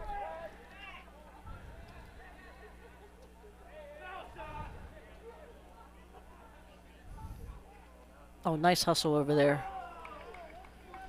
Guzman, that sophomore. And 28 for Littlestown is Adam Funt. He's waiting for a time to come in. Do we have a card? Yeah. Yeah, we have a card. So I think what happened is he slid and was looking to take. Groves was. Yeah, he was not playing the ball. He was looking to take out Groves on the sideline. So now what has to happen? He comes out. He's got to sit for 5 minutes. They got to tell the coaches what happened. And they say, okay, coach, at 17:36, you got 5 minutes. Sit down. He can come back at 12:36. And the sub coming in can go in for him or for whoever he was intending to go in, and then someone else. Okay, so they're not playing a person down. No, they'll play down. No, he's going in for whoever he was supposed to go in. Okay. Yeah, they only have 10 field players. They play down. No, my bad. On a red. Yeah, okay, that's what. On a red, you play down. Because I know only one came on, one came off. Right. Yeah. It's been too long since I officiated. But on a red, that's a good battle. And you say, well, where's the foul? There is no foul because both players are doing the same thing and they're shoulder to shoulder. If one were in front of the other or behind the other, then you'd have a foul. But yeah, he subbed in for him so they can go. If the coach wants to, you can actually play down. If the coach wants to. But on a red, you definitely got to play down. Right. And that's for the rest of the game, right? Or is that? No, he just he sits for 5 minutes. No, but a red card would be. A red card, you're out the rest of the game. Yeah. Yep. Yes. Here comes another sub for Littlestown. Number 5, Jaden Weigel, another sophomore, getting some quality time here at the varsity level. And if it's real serious, the red card, Bill, if it's really, really serious, then they won't be able to play like the first half of the next game. It's a supplemental disqualification, they call it. Yeah, I know we have that in. You have that in lacrosse. In the other, yeah, especially lacrosse, but I think also. I'm sure you have it in basketball. In basketball too. Yep. So what he's saying is now on that throw-in that JP did, he actually did cross the line because he made a hand motion to say that you crossed the line. So now Littlestown's going to sub here. 32 is going to come out, and that is Robert McDonald. He's going to come out and take a break.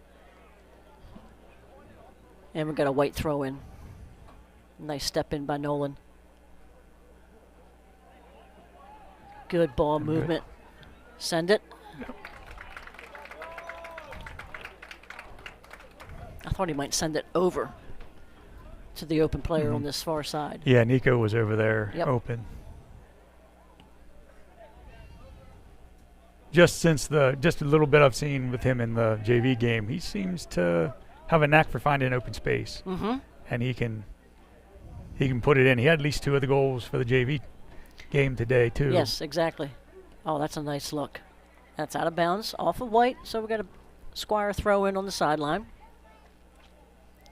JP Groves has your throw in. That's a little header there by Nolan Cruz. Another out of bounds. Oh, that ball went in the bleachers. Now, who in the world's going to get that? Oh, one of the Groves. There are at least 2 Groves kids there getting them. There she is. Up the ramp. Another throw in. Right to the goal. Good area. Last touch by the goalie should be a corner kick for the Squires. Yep. And again, that's going to happen on that side of the field, Bill, because that's where the goalie was. That corner kick will take place on that side of the field. Yeah, I think for me that's a little bit easier to tell than it was with field hockey. Some of those I didn't know why they went to the side they went to. Because the ball certainly wasn't on that side, right. But I guess that could be just by choice. Again, not having the knowledge base that for field hockey that I have for soccer. That could be just a team choice. Now we're going to go over on this side.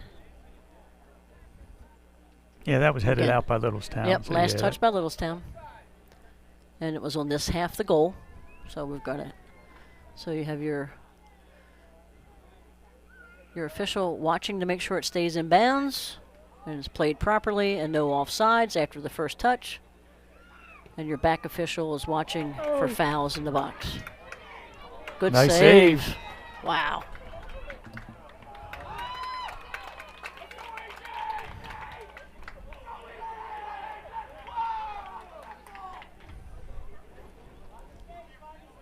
Okay, nice movement to get the ball away from the crowd, get it to an open space. A little too high for Nico. He's not tall enough for that. I don't have the height here for any of these players, but yeah, he's not going to get to that one. And there's an out-of-bounds kick by the defender, and we got 2 subs coming in for Delone because it's going to be a Delone throw-in. So Salazar's back, Holtz is back. Nico comes out. And turn. It's hard to see some of these numbers. 10. Have Michael Carter coming out. Yep. And again, defense hits it last. Another corner kick for the Squires. We're at 12:40 to go in the first half. Squires are up 2-0.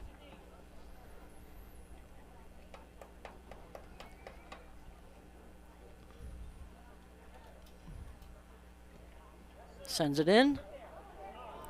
Goal kick. Last touch by the offense. No touch by the defense.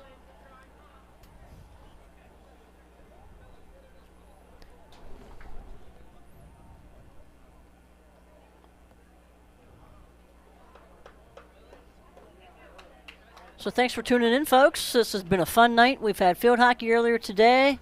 Tough 3-0 loss to the Hanover Hawkettes in field hockey.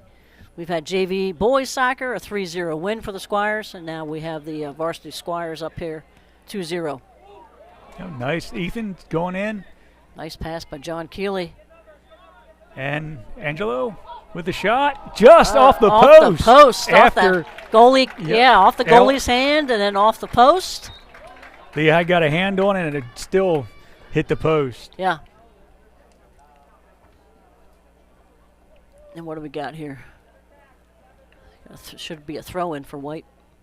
Yep, that's what we're here. Yep. They're setting up. And they had a sub here. So, and the side official will be the one signaling the subs in and letting his partner know when everybody's ready to roll. The official nearest the bench does the substitutes. Nice long pass there. Off the Squire, and that should be a goal kick. And the referee sometimes will come in there in that situation and he'll say, "Are you guys okay?" Sometimes when those balls come so quick, they cannot get out of the way. It's good officiating. And now the goalie's not going to take this kick, Bill, but the defender is, and it's perfectly okay. Somebody can take the goal kick.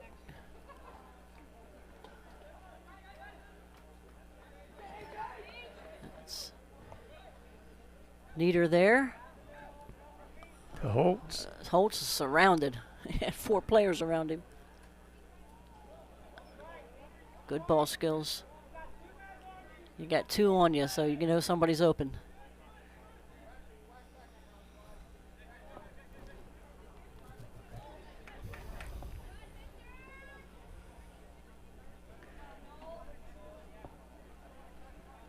So it sounds as if these seniors, Bill, have a lot of your seniors have some nice aspirations for moving forward with the game of soccer. Yeah, there's a number of people with college and professional and pro and foreign leagues. All sorts of. So we have subs for each team coming out. I believe we have number 9. No, that's not number 9. That's 19. My bad, folks. DaCosta. Wivel, and number 5 is coming out, Jaden Weigel. Say those names 3 times fast together. Okay, that makes sense, Jaden Weigel. I thought I saw his mom down there. There you go. I thought I saw somebody. And if Weigel was here, I know the fellow referee, Josh Weigel. Oh, okay. An old pro wrestling buddy as well. Oh, very nice. So good movement. But the Thunderbolts just can't not seem to get that ball too far past half field. Yeah, this is got to push. Good real estate control by the Squires. Mm-hmm. They're definitely keeping the territorial advantage. Absolutely. We've got Sevison here now. He's going to do the free kick, and again defensively 10 yards away from the ball, all directions. Nice long pass to the center. Oh, that should be off the defender. And yes, we have a corner kick for the Squires once again. Should have kept track of those.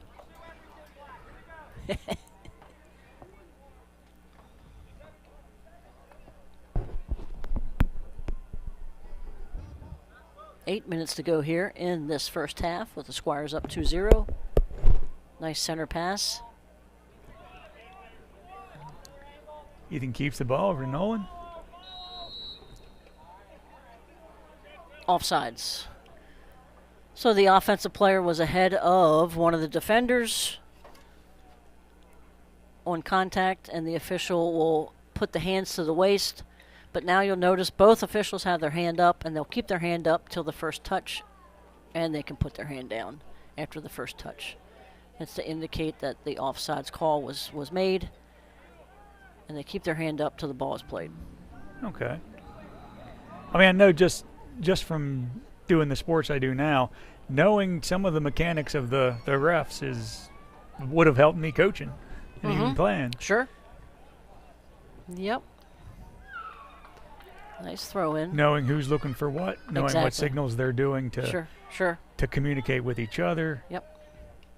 Nice movement by Groves. He just ran into a brick wall there. Just could not get around Guzman. Guzman's a tough defender back there. I'm sure he's played a lot of soccer in his day. Again, the growth of soccer has just been amazing. Yeah, all ages. Club teams. Yeah. Yep, club teams, travel teams. That's a throw in for Delone. I mean, I didn't know anything about soccer. We didn't have soccer here. No, we didn't. I graduated in '83. We had no soccer. Didn't see any soccer even when I was in college. We got it in the 90s sometime. Yep. It was after we graduated, though. Yeah. Nice throw in, centering it towards the goal. And we got a dangerous play on the offense because he reached his foot up too high.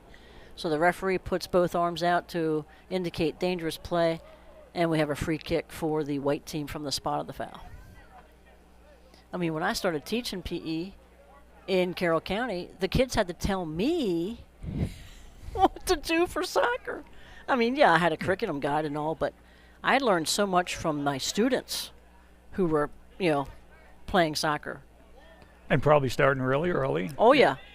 Like I said, 4 years of age is when my nieces started playing soccer.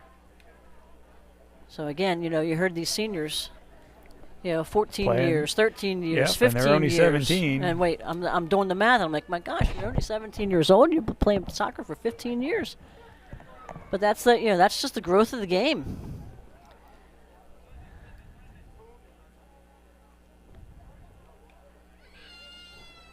And as much as I love football, you can probably play soccer longer into your life. Yeah, you can. It doesn't take as much in terms of equipment. Right. So it looks like Michael Carter's looking to sub back into the game here. Senior. And we got a bus wreck there in the middle of the field. And we got a foul on Delone Catholic, so we got a white free kick, 10 yards free all around.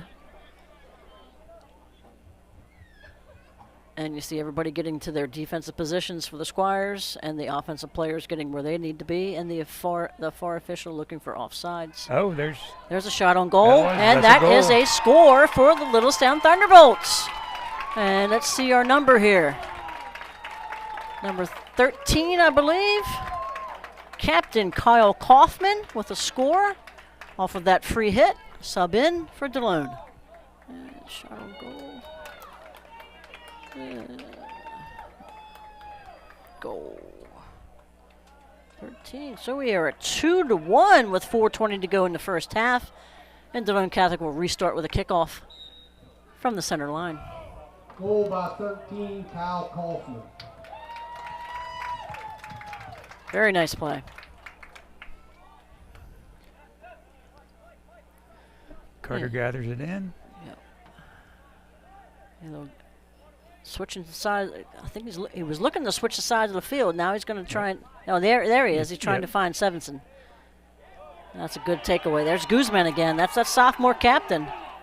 He's going to try and forward that pass all the way up. There, A.J. Nieder's chasing it down, though. Gavin Lee was also chasing, but just A.J. had the lead on him there. 3:46 to go. 2-1. Delone Catholic. Littlestown throw in from the side.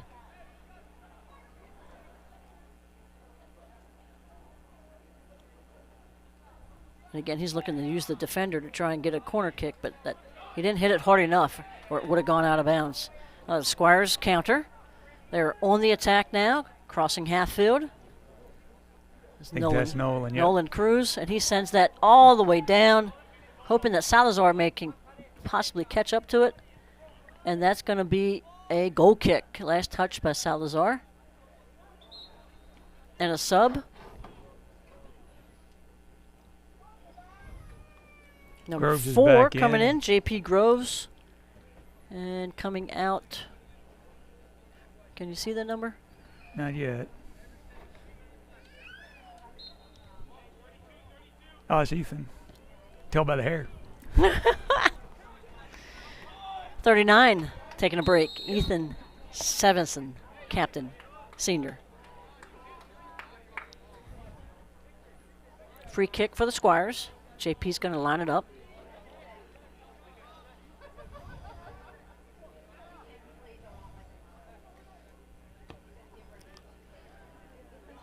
That's a nice run, nice run. Off the goalkeeper's hands. Kicked out by the defenders. Good play by Littlestown. There's Guzman again. If they keep getting those chances, yeah, it'll be good. I mean, it'll be good things, good scoring opportunities good and goals. Things can happen. Yep. They'll turn into goals. Yeah, it's the law of averages. A good center pass. 2 minutes. 2 minutes left to go. Angelo's shot's a little wide, but right, but it's still a shot. Yep. 11 comes out. Ian Kowecki for Littlestown, another sophomore, getting a lot of good quality playing time on the varsity level. A lot of young kids for Littlestown getting a lot of good playing time. There's Guzman trying to work it to Welty. Looks like a foul on the Squires. Seemed like a pretty good battle there between Guzman and Will Holtz. Up the sideline. Oh, it's a good takeaway. That's Cruz. So work with your players. Oh, nice. Guzman tried to make a sliding tackle and lost control of the ball. Throw in for the Squires. Bit of urgency because we're under a minute. Yep, exactly.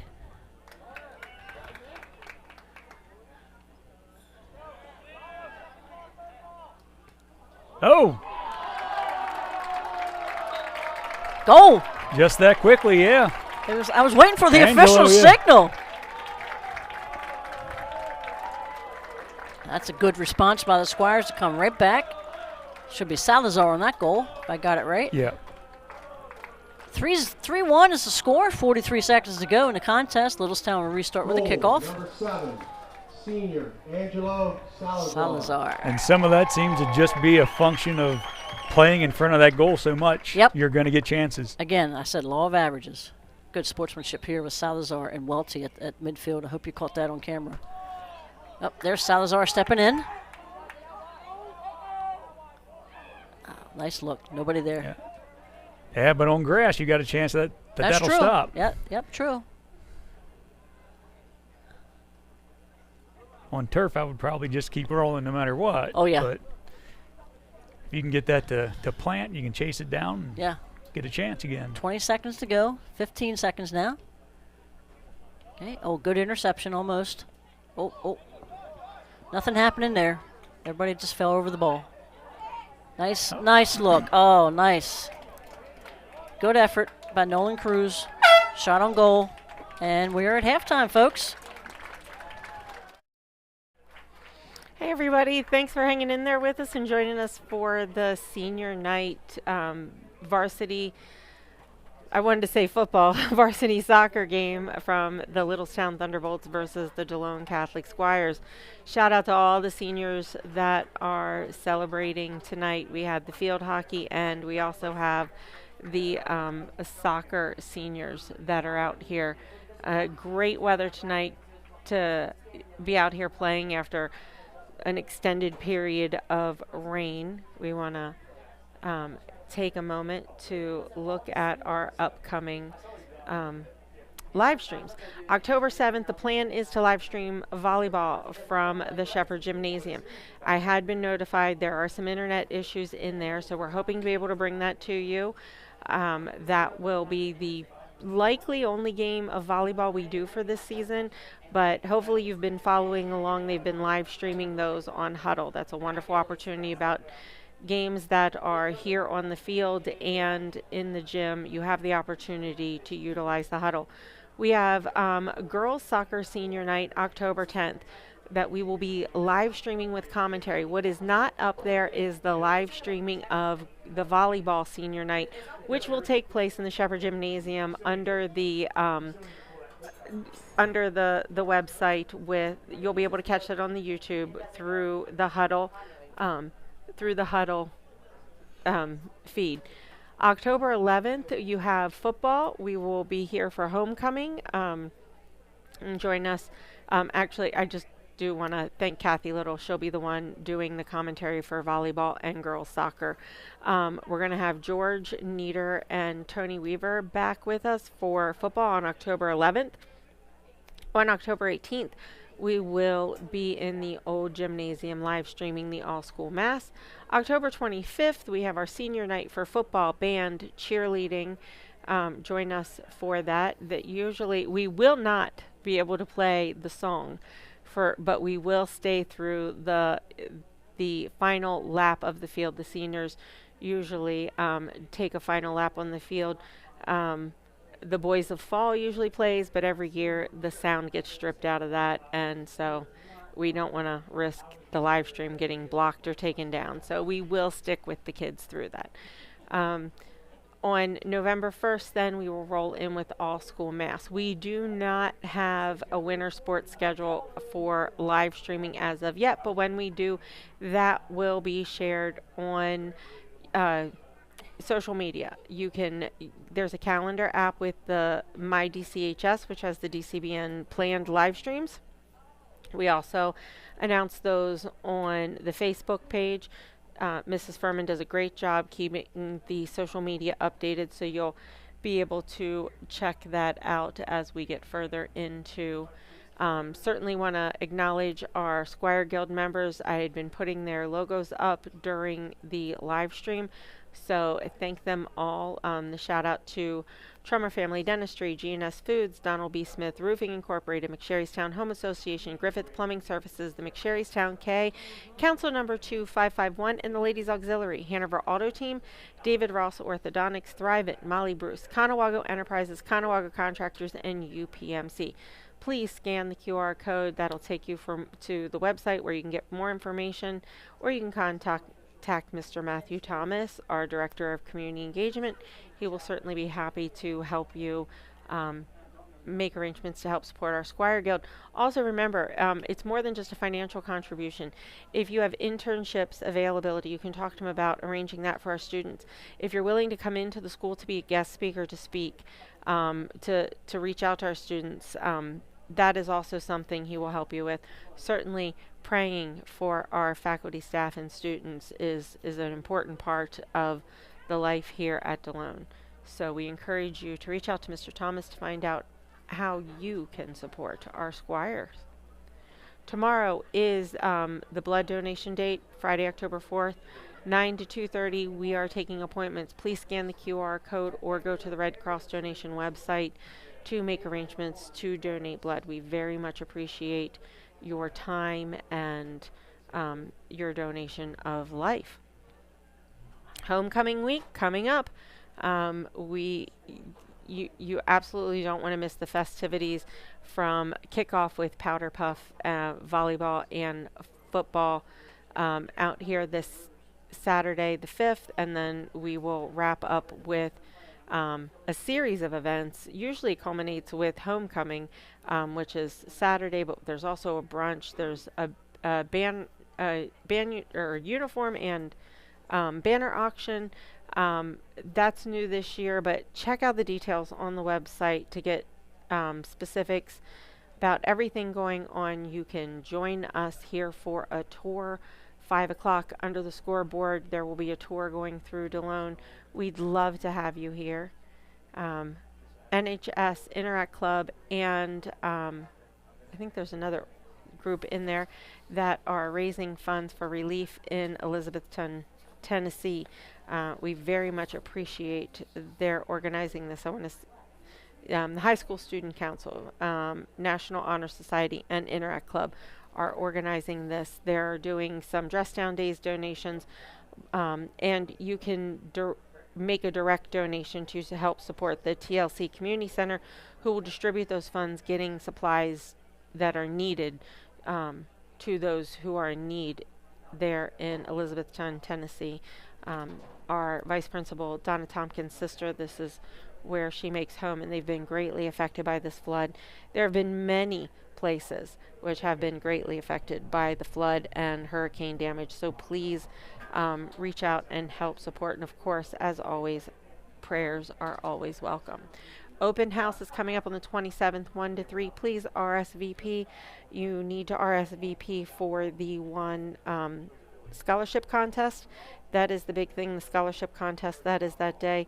There will be current 8th grade students, I believe, I'm looking here, 2 opportunities for scholarships, and they are $1,000 scholarship renewable for 4 years. So it's certainly an opportunity you don't want to miss. You need to RSVP and reserve your spot. Only 30 students will be able to compete in the Quiz Bowl style competition. Parents will have breakout sessions, but I'm excited. I'll be there with Bill representing DCBN. We'd love to have you come in and show you what we do and talk to you about the opportunities, not just for our activity, but for the other activities that go on here at Delone. Tiny Saints is a fundraiser, and it'll help support the Respect Life Club. So if you'd like to help support this Respect Life Club with their fundraiser, you can go online, order a Tiny Saint. It will be shipped directly to your home, and a donation will be sent to the Respect Life Club in November. Also want to encourage you to make a donation to help Rho Kappa in supporting service to disabled veterans. That is certainly something important coming up. And I wanted to make sure I highlighted Nolan Cruz's fundraiser. That is Kicking Childhood Cancer with Alex's Lemonade. It looks like Kathy and Bill are mic'd back up, so I'm going to turn things over to them, but I will run these updates until they're ready to take the field. Back to you guys. Thank you, Danny. I was just going to mention Nolan Cruz's fundraiser, Kicking Childhood Cancer with Alex's Lemonade stand. So great minds think alike. So yeah, so we see Nolan Cruz on the football field, and then of course now tonight we see him on the soccer field. So we come out here. We have a minute 45 to go before the teams can gather up the water bottles and Gatorade and get themselves to their benches and get organized for the second half. Again, another 40-minute half, and the Squires will have your kickoff to restart the game. Up 3-1. Good game. Again, hockey, field hockey and soccer both are notorious for low-scoring games. And we mentioned some contest earlier where the Squires had some tough losses of 2-1 and 3-2 against Brickellville and Dover, respectively, whereas Littlestown has had a 2-1 double overtime loss at Bermudian last month, and a 2-1 loss to York Country Day, and a 4-2 loss to Fairfield. Good wins for the Squires again were earlier this year, 4-1 at Fairfield, and again they beat the Littlestown team 3-0 at Littlestown back in September. So we look for pretty much the same, Bill, in the second half. We're going to look for the Squires to pretty much work this half the field now. It'll be, they'll be working right to sides, left. But I think they'll be.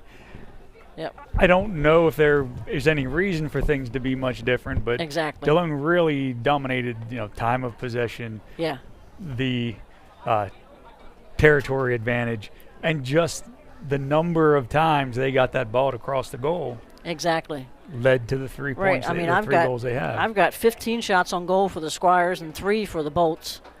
With my numbers, just trying to do the tallies as it happens. Sometimes it happens pretty quick, and I don't get everything. But yeah, they again, law of averages. As much as they're sending that ball towards the goal, across the goal, etc. Yeah, things look to be in favor for the Squires to hold on to this one. So the officials will take their place, make sure the keepers are ready, and we'll be ready for kickoff. The scoreboard is ready to go. Our cameraman, intern Luke, is ready to go. I noticed them counting players. Yeah, yep. We got Yep. One of my main things now, football, basketball. Before you throw the ball in, you make sure you got 5 and 5. Yeah. In football, you make sure, you know, there's two people counting offense and defense every play. Yep. Yeah, you never want to have a situation where you have illegal participation. And it's called preventive officiating. There's Guzman that was Jose Hernandez Rueda for Littlestown, number 30. A.J. Nieder threw that in. Gathered up by 17 from Littlestown. And out. Worked back over. Yep. Groves changed sides of the field just to spread the defense out. Now they reset back to the defenders and up to the attackers. Acosta challenging. And out of bounds. Nice try by 13. Again, Kyle Kaufman, he's the gentleman who scored the goal for the Bolts. Pushing the back there. Yep, he got it. This official here nearest us, Bill, had no angle to see that, but you could see the arm extension, and the far official called that. It was a great job. And that should be a free kick. That should not be a throw-in. That should be a free kick for the Squires, and he's telling them exactly where. And Sevison will send it in.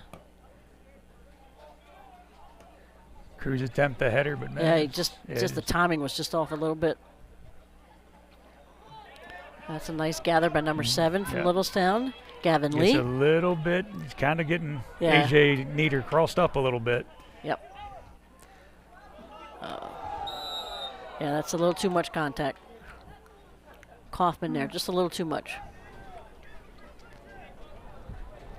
A little selling on JP's part, I think. And that's part of soccer. Yeah. They watch it. They see it all the time. Nice pass in. Use the sideline. And Nolan's going to try and work around that defender. Nice, good footwork. Got plenty of room there on the goal line. He almost got handling there just from being kind of crawling over the ball. Yep. But not touching it. Exactly. So that goes the whole way across. Last touch by Littlestown. Never got a throw in for the Squires. Looks like JP's going to take that. JP Groves, Eagle Scout. 4-year player here at Delone Catholic in the sport of soccer.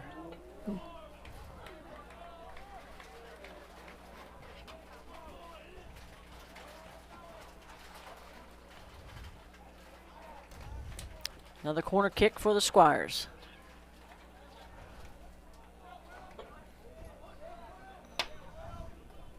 Going to try and center that to the middle of the goal area. Salazar has it. That's a nice little header dropping down. And that is a field goal. Yep. He got under that one. Got it over just a little bit. Over the crossbar, actually. Yep. So we start. Yep, we have a goal kick by Lehigh. Yep, goal kick by the sophomore goalkeeper for Littlestown. Doing a real nice job tonight. A lot of activity. He's been a very busy man. Oh, that's a nice step in by number 7, Gavin Lee for Littlestown. The Squires maintain possession though on the side. Oh, a little too far. Out of bounds. Throw in for Littlestown. At the spot where it went out.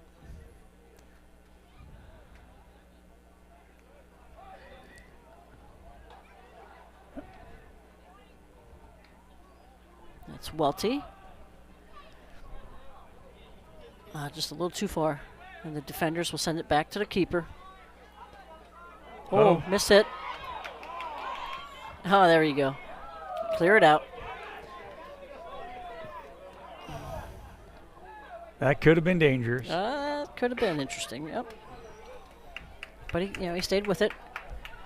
And that's offsides on the Littlestown player being ahead of the last 2 defenders. Trying to catch that number. Is that 7? 7, yep. That's Gavin Lee. Just a little anxious. And just hold back just a little bit. You got to stay level with the defenders. You cannot be up ahead of them towards the goal. You stay level with the defenders, you're good. Exactly like you saw there.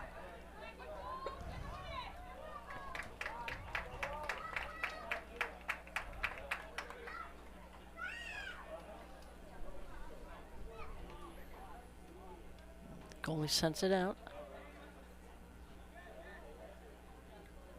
That's a nice pass, just a little off target. And the defensive player, actually offensive attacker for Littlestown there, Kyle Kaufman, just picked that errant pass up. He is an attacker. So we have a goal kick for the Squires coming out. Up 3-1, 34 minutes, 34 seconds to go in the game. We look forward to Monday night's contest with the volleyball. Undefeated Delone Catholic Squire at volleyball. Number 2 in the power rankings for District 3, behind Trinity. So they're in good position to make the playoffs, obviously, for districts as well as counties. Good hustle. So look forward to that contest Monday night in the Shepherd Gymnasium. Yep, we'll have that for you too. So that will be hopefully a good time to rally on and root on for the Squirettes. I mean, they're playing Littlestown. Yes. And that's a Division I team from the York Adams, so that should be a barn burner. That should be terrific volleyball. So come on out Monday night. Cheer on the Squirettes, or tune in to DCBN for our coverage of that contest. Oh, good movement by the Squires. And it seems like a lot of our teams, especially some of the traditionally good ones, basketball, volleyball, girls basketball, they are not afraid to take on big schools, quality teams. Yep. And even if they lose to them, it gives them experience and it pays dividends when it comes time to the playoffs. Right. Playing that better competition, it's so vital. You know, they've had some really terrific contests too. You know, a 5-set win over Bermudian just last month, early in the month, just right after Labor Day.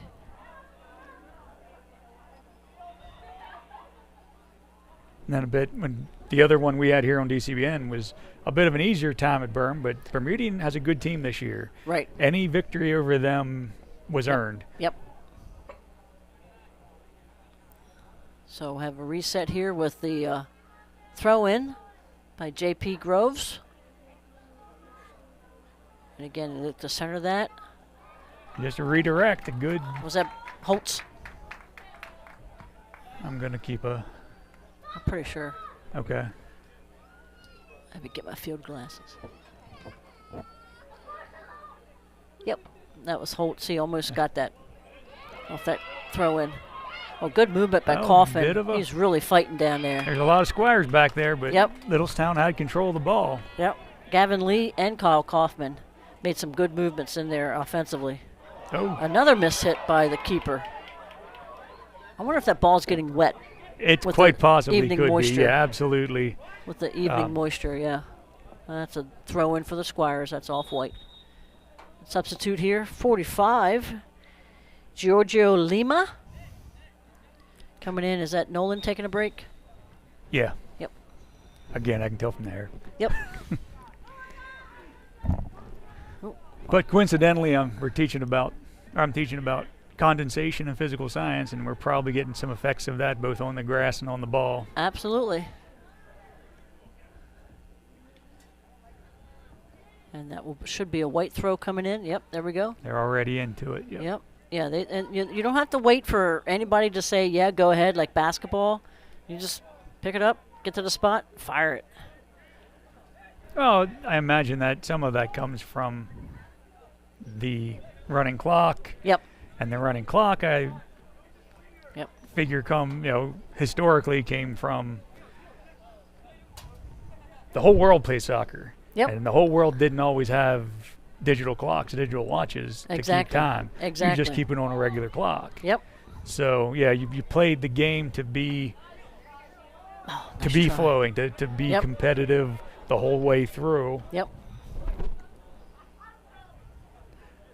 So we have a throw in here for Littlestown. It's Hernandez Ruedia. But saying that, I'm more used to a staccato type of play with football, even basketball and lacrosse. there is a start-stop Yep. aspect of it, mostly in football, but even the others. All right, so we got a Squire throw in again. JP will throw in from the side. There we go. That's Mike That's Carter. Down to, that's not Cruz.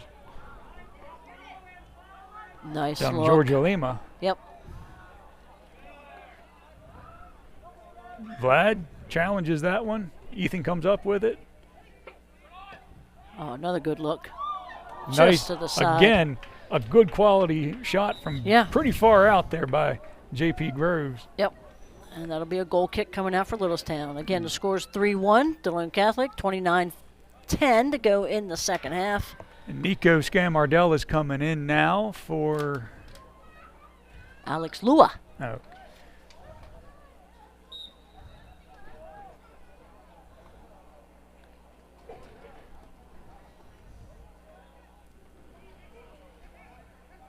There's JP looking to get it to Carter. Moving ahead.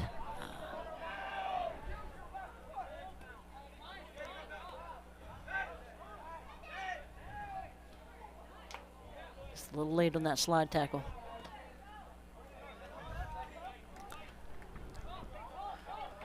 White throw. We got Gavin Lee throwing in for the Littlestown Thunderbolts. Taken away from the Squires. Carter back to Grove. Back to Sevenson. Over on the far side is yeah, Nico. Lead him. Oh, he's got it. Can he work with it? Or is the defense going to hit it last?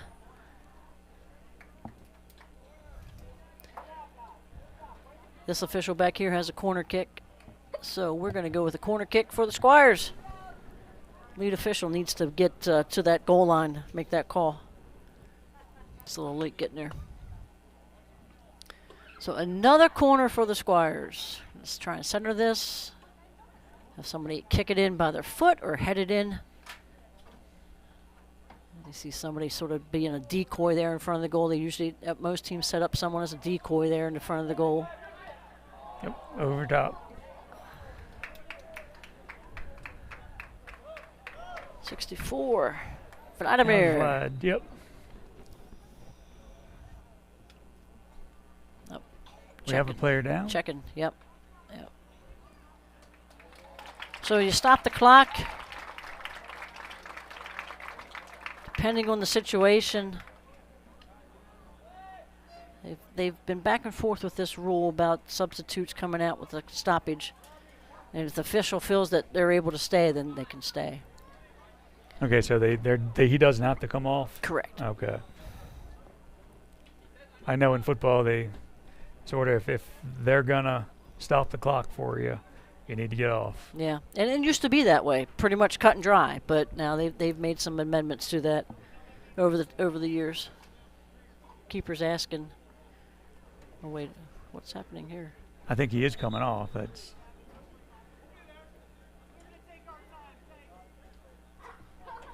Yeah, the clock is stopped. I think he's coming off just by his choice. Yeah, I think he's having trouble even walking. I think he's got an ankle or a knee. Yeah, so he could put his weight on it, but he couldn't do anything faster than walk. Right. So Adam Funt's in the game again, and we saw him in the first half. He'll get some playing time here in the varsity level. He's a senior. And Kaufman. Looking to lead him. That's a nice pass. That's a nice defensive play to step in. To Costa Wivel. Very nice defensive play to step in. Didn't foul. Just stole the ball. Oh, nice cutoff there by A.J. Nader. Yep, yeah, exactly. Yep. Oh, nice ball movement. Yep, find your open player. Yep, easy pass there. Little touch pass. Ethan gets it down with Nico and out. Angelo in the middle. Oh. Turn those shoulders. And he gets it. And he's got a goal. I think that's the second goal. Carter. That's Carter, yep. Number 10. He got his shoulders turned, and he got that corner. Just right in that back corner pocket. Beautiful, beautiful teamwork. Good effort by both teams, but a better effort by Carter to get that goal. 10, senior Michael Carter. Yep, great job. Now 2 more subs come in, and now the subs can come in freely here, Bill. They don't have to wait for to be beckoned on. After a goal, they can come in freely. Okay. Yep. And then let the bodies move in and out. Officials count, give the signal, and again, 7 is all over the place on a kickoff, and no one's calling him on it.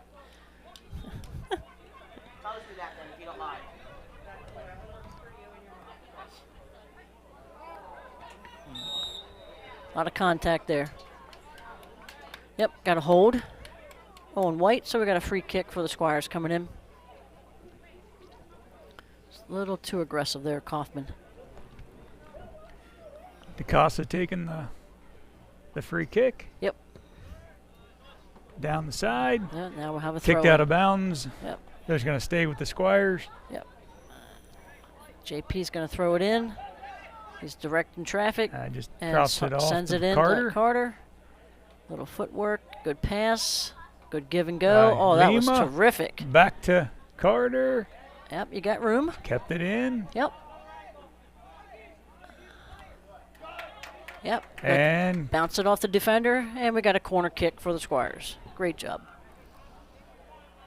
And you say, did he do that on purpose? Absolutely, he did that on purpose. Did they practice that? Yes, they practiced that. So everybody's getting set. You see the defenders. Again, a decoy there by the keeper. Good clear, good clean clear by Littlestown. Yep. Great pass right to the sideline. He lost that battle. Sevenson crosses it to Salazar. Header by Salazar. And it's in the goal. Salazar is going to do a little slide and shake the hands of the fans. Have some fun, boys. That's awesome. In football, I'd have called that. What's that? In football, I'd have called that unsportsmanlike. But I mean, I understand. And again, it's just, it's. Did he delay the game? Not really. No. I mean, one year I was officiating, and before we even got to our first game, they said that when a certain school scored a goal in one of their scrimmages, the entire team ran down to the corner and did some kind of dance stuff. Well, you can't do that. Yeah. That's just crazy. That's delay a game. That was not really much of a delay. Was it sort of an excess of celebration? And I don't know. In football, I think they keep things closer to the vest, especially high school. Yeah. And nice. Angelo's a great kid, so I don't think there's any. He didn't mean to demean the other team. No, at all. He just wanted to go have fun with his friends down there. Yeah. So, but we are kind of vigilant about any celebration you have at an opposing player. Right, and is certainly, but that draw attention to yourself. Sure. Right. Yeah, I get it. Yep. So now we are at 5-1, Delone Catholic, 24 minutes left in this contest. So sometimes now when the score gets a little, I guess you'd say, out of hand, now the officials really got to watch for some cheap stuff. It's just no other way. Frustration. There's no other way for me to say it, because it really is this. You just got to be careful. Got to be really, really careful as an official, and just be talking to them. Preventive officiating. Just talk to them, remind them. Got to play hard, guys. Got to play smart. And we got to hold. Now we're going to white kick. And good run by Gavin Lee. Especially in lacrosse, they tell it,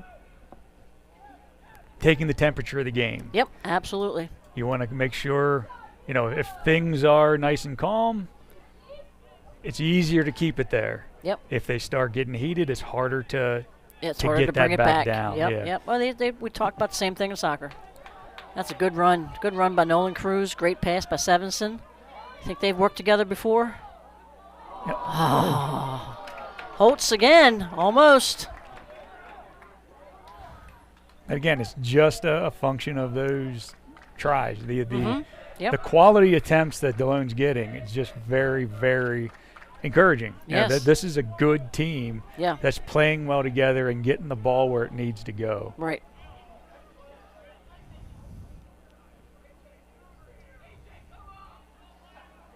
Just positioning the ball exactly where he wants it. And he's going to center this. We're going to decoy over there at the goal. We're going to center that. Ooh, careful. Probably over, yep. Don't want to go too high with that kick. That'd be a dangerous hit if you did. That'd be a free hit coming out. So 24 for Littlestown. Alex Lua is coming back in. Taking a break for Littlestown is number 11, Ian Kowecki. Again, I believe he's a sophomore. Yep, sure is. Lua is as well. If that's any indication, in a couple years, Littlestown has some potential. Absolutely. When these sophomores become seniors, especially if they stick with it, play together, learn the game, grow a little bit. I mean, they could have some real nice play, real chances. Yep.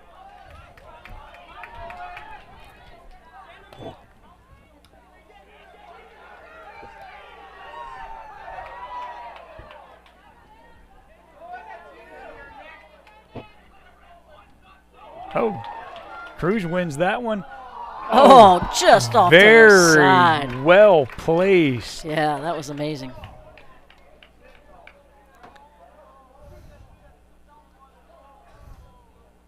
Nice and low to get past the defender. Just missed the post.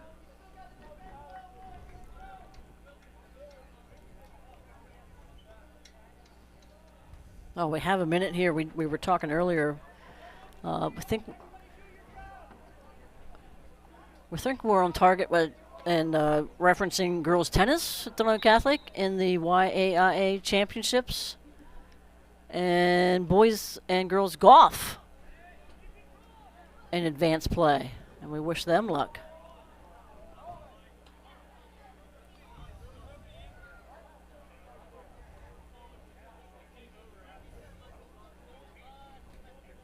This is a throw in for Littlestown. 20 minutes, 16 seconds to go. Squires up 5-1.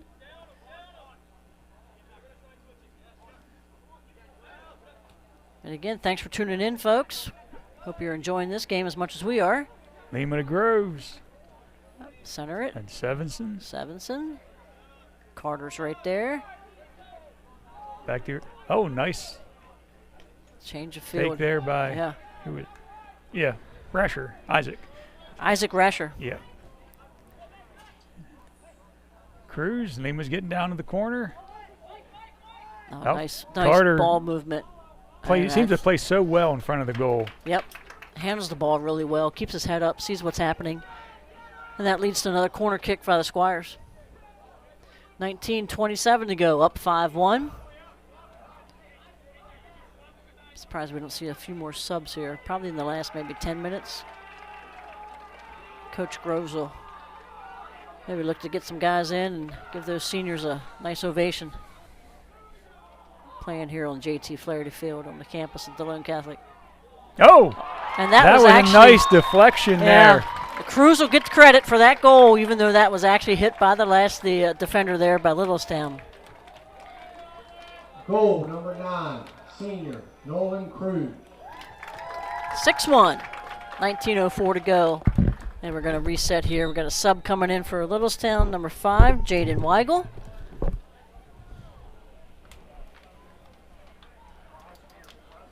We have number 2 coming out, and that is Dylan Smith for the Thunderbolts. Thunderbolts will restart with a kickoff. Pass back and get their offense generated here. With the defenders passing up to the attackers. Kaufman has it on the side. Well, Littlestown's putting together a good possession. Yeah, that's Gavin Lee on the run. Good chase down by J.P. Groves. Nice, still a good chance. Oh, just off to the side. Gavin Lee had a really good look at that. But it spent a scary amount of time in front of that goal. Yeah, it did. It crossed there pretty slowly. Yeah. So Nick Holtz will send it out. And I'm going to assume that Nick and Will are brothers. I'm almost positive. Oh, I see their dad down there. I taught them at Immaculate Conception too. Wonderful family. Pretty sure I see their dad down there. Yep, Greg. Good run, good run. Good movement. Oh, hope everybody's okay. Yep, everybody's okay. Great hustle by the keeper there from Littlestown. Yep, that was a good good aggressive play there by Lehigh. That should be off Littlestown. And that's another corner kick for the Squires. And again, that keeper for Littlestown is a sophomore, Bill. We have John Keeley coming in. Yep. Is that Nico coming out? Again, I can tell from the hair. Yep. Bouncing hair. And we have 32 coming out for Robert McDonald, coming out for Littlestown, and number 28. Oh, just wide. Adam Funt. A header just wide for the Squires. Who did that?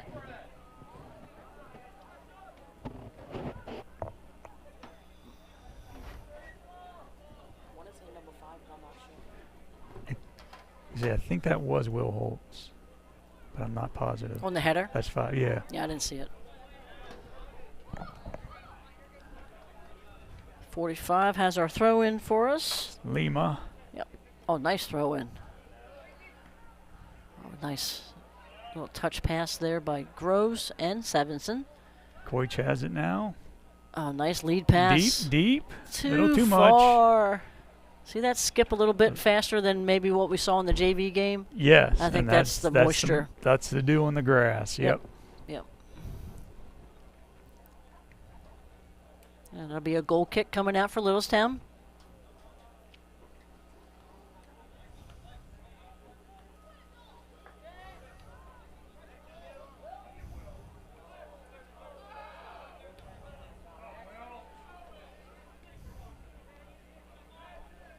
Oh, that's good ball movement. Guzman's trying to trace it down along with Gavin Lee for Littlestown. Ooh, little too much, yeah. Yes, that's a foul. Littlestown, one player didn't like it, but that's a foul. He came from behind and pushed him down. So Nieder has the free kick.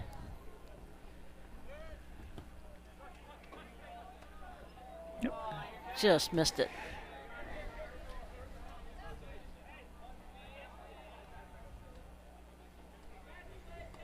And throw in. Kaufman's going to throw in for the Thunderbolts. Official's going to move him back just a few yards. That's Gavin Lee again. He just almost lost his footing there. Well, that part of the field's yeah, bare because that's where the football team stands. Yep. That's right off the football field itself. Right. Good hustle. Sub in. Salazar for Holtz. Throw in for the Squires. Nieder. Oh, nope. Going to Lima. Lima. He'll throw in. A lot of times, Bill, they will designate certain players for throw-ins. Just regardless of their position. Yep. Well, I mean, I know. I mean, my niece played, she was a defender, but she'd come up and do all kinds of throw-ins from all over the field. Yeah, look at his speed. Cruising. Yeah, he's cruising. Great save. Oh, my gosh, that was terrific. Because Angelo was right behind him. Yep. He was ready to put that maybe top shelf over Lehigh there. Yep.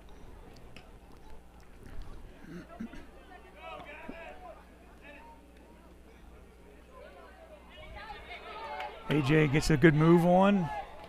Again, down to Cruz, a little too wide. Yep, just too far. 13:58 to go in the contest. Squires up 6-1.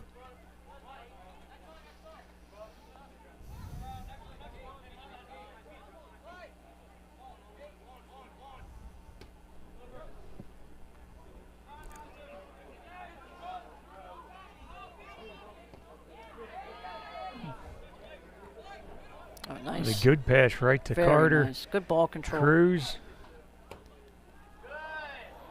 Crossing. to John Keeley. Yep. Salazar Angelo. back. Yep. We got Groves with it. You know, ideally, you'd like to have your seniors score the goals, you know? Yep. Oh! That's a corner kick.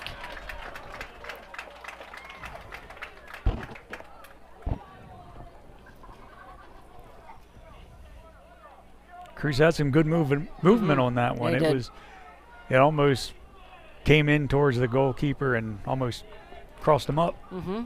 Yeah, a little bit of slice to it.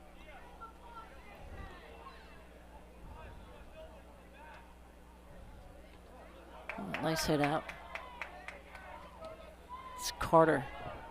Owings, the defender back there, 3. He's been working hard all night for Littlestown. Another corner kick.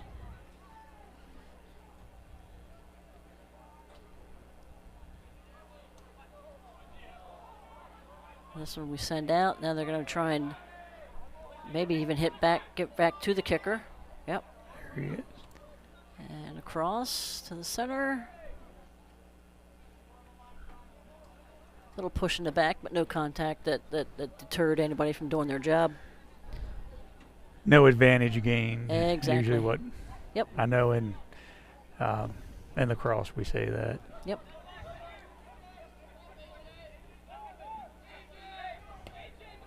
It's crossing, hanging up there.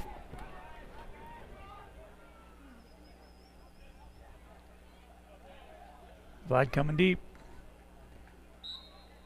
Up, out of bounds. Ball was out of bounds. Got to throw in for White. Yeah, he couldn't quite keep that one in. Yeah, just ran out of territory over there. It's a great effort. Trying to find somebody who's moving. There's Walty. Just lost control. Another nice centered pass. You center it, you have lots of options. The Squires want a handling call. Neither official saw it.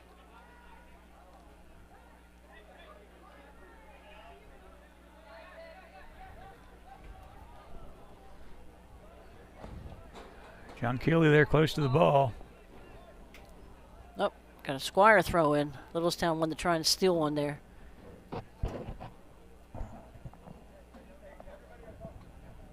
Oh, here come the subs. I figured about the 10-minute, 11-minute, 10-minute mark. Yeah. It's pretty much, again, with running time, no timeouts unless we have an injury or a card. And the fans are telling the coach who to put in. Well, I think they want AJ to score, and he's a defender. Sure. And that's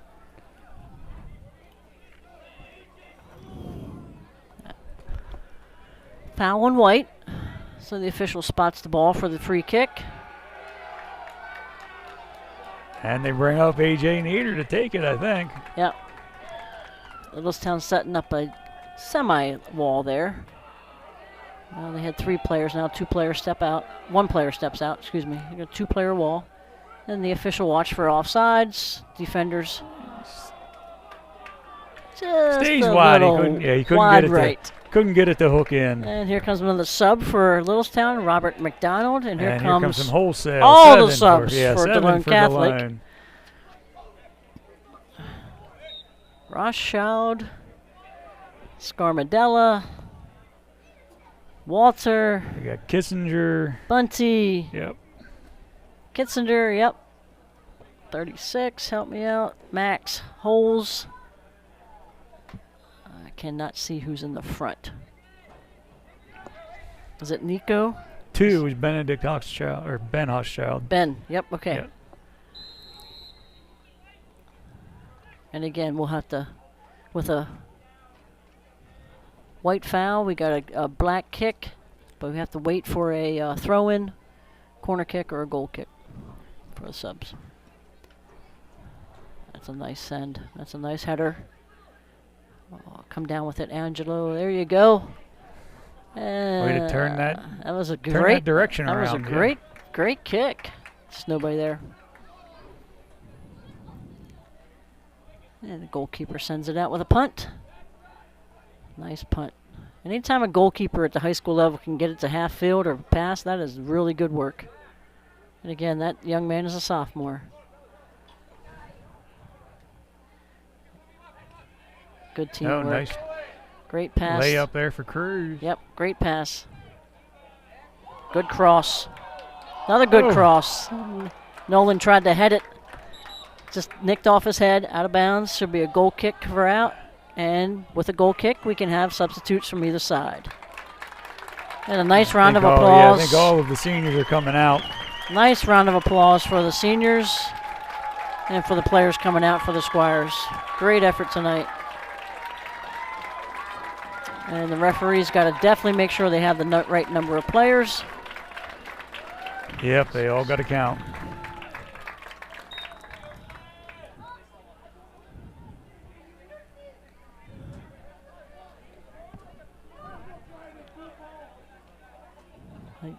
Yeah, I think we needed one more player. I thought that my first count was only 10 as well. Exactly.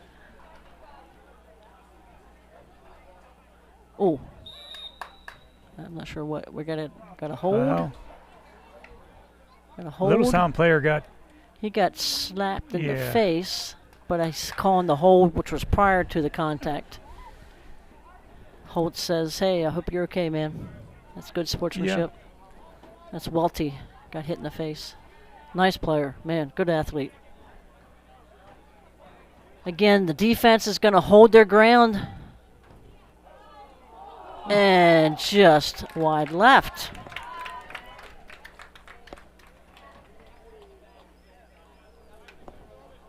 And again, a lot of shots on goal for the Squires. Got 15 so far this half, same as the first half.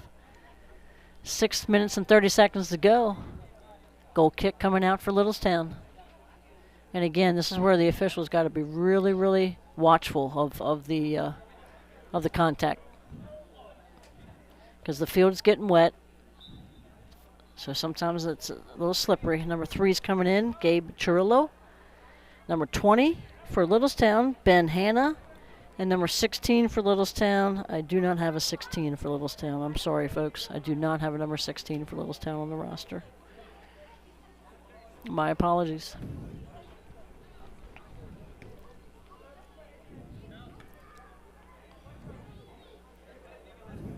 Oh, good hustle. That kid has worked so hard tonight. Number 8, Guzman, the sophomore captain. He has worked his tail off tonight. Now between him and Lehigh, they have some good young leaders yes, on this they do. Bolt team. Yep, here come the subs, because we got a white throw-in, so we got white subs. We got, and that Delone can sub as well.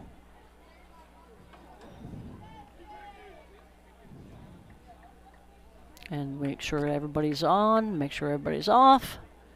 And the whistle will blow for the throw-in.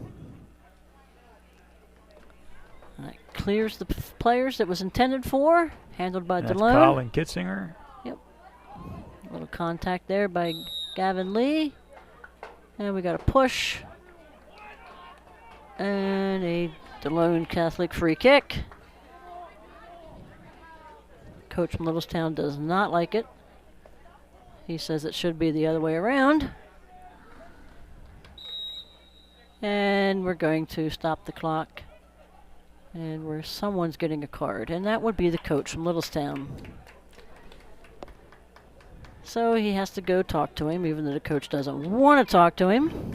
He has to go talk to him and tell him why did he just give him a card. And he'll make because your player fell down doesn't mean he wasn't the aggressor in that situation. Exactly. So have a little discussion here while the clock is stopped. Another sub coming in for the Squires. That'll be number 17, Joey Sluttard. He is a junior. And I think that should be everybody who's gotten some quality time. And got your seniors out. This is taking a little bit longer than it needs to.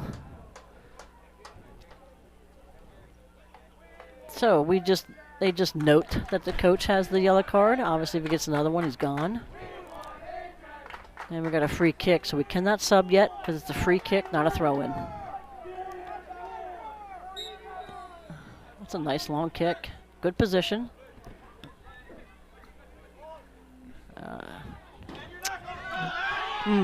Well, with some of these inexperienced players, there can be some rough play too. Right. People that don't have the control of their bodies that exactly. that the starters have. Yep. That was one of the hardest transitions from a referee standpoint. You go from the JV game to the varsity game, or vice versa. It's very hard to determine. Now there's a foul. That's great sportsmanship too there by Joey Bunting. That was Joe Bunting, yeah. Yep.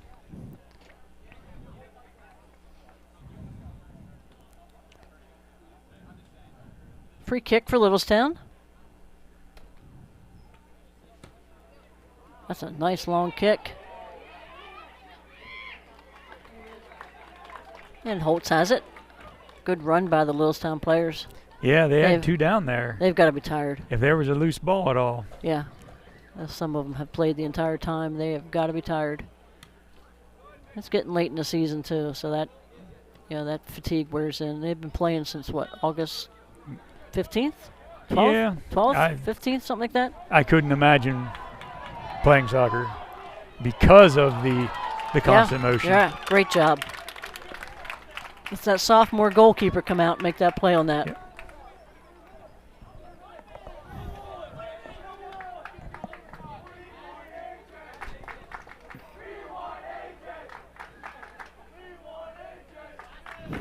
Throw in by the Squires.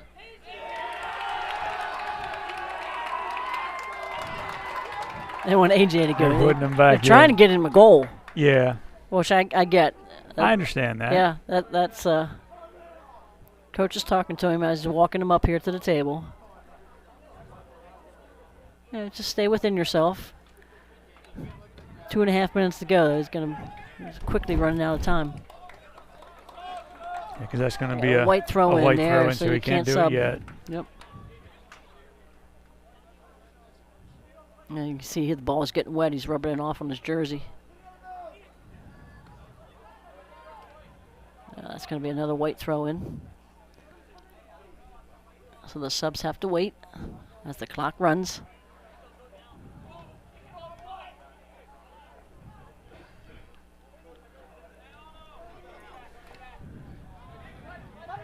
Two minutes. And the announcer calls 2 minutes, which is by the book, which he's supposed to do. First half, second half.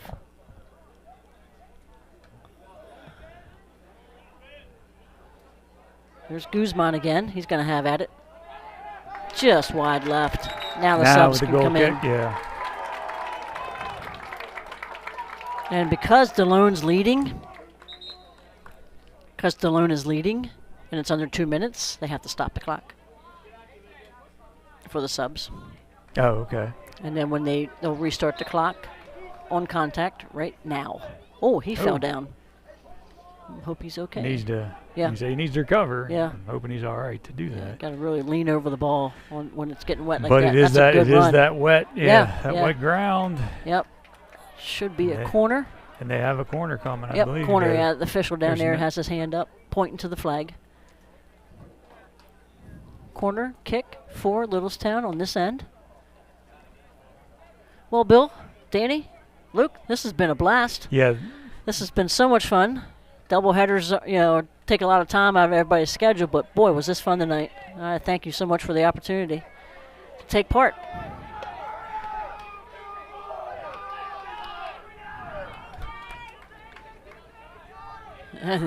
Give it to AJ. You can hear him. They got 45 seconds to try and get the ball down the field for AJ to get a goal.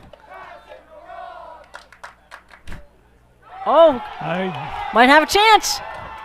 No.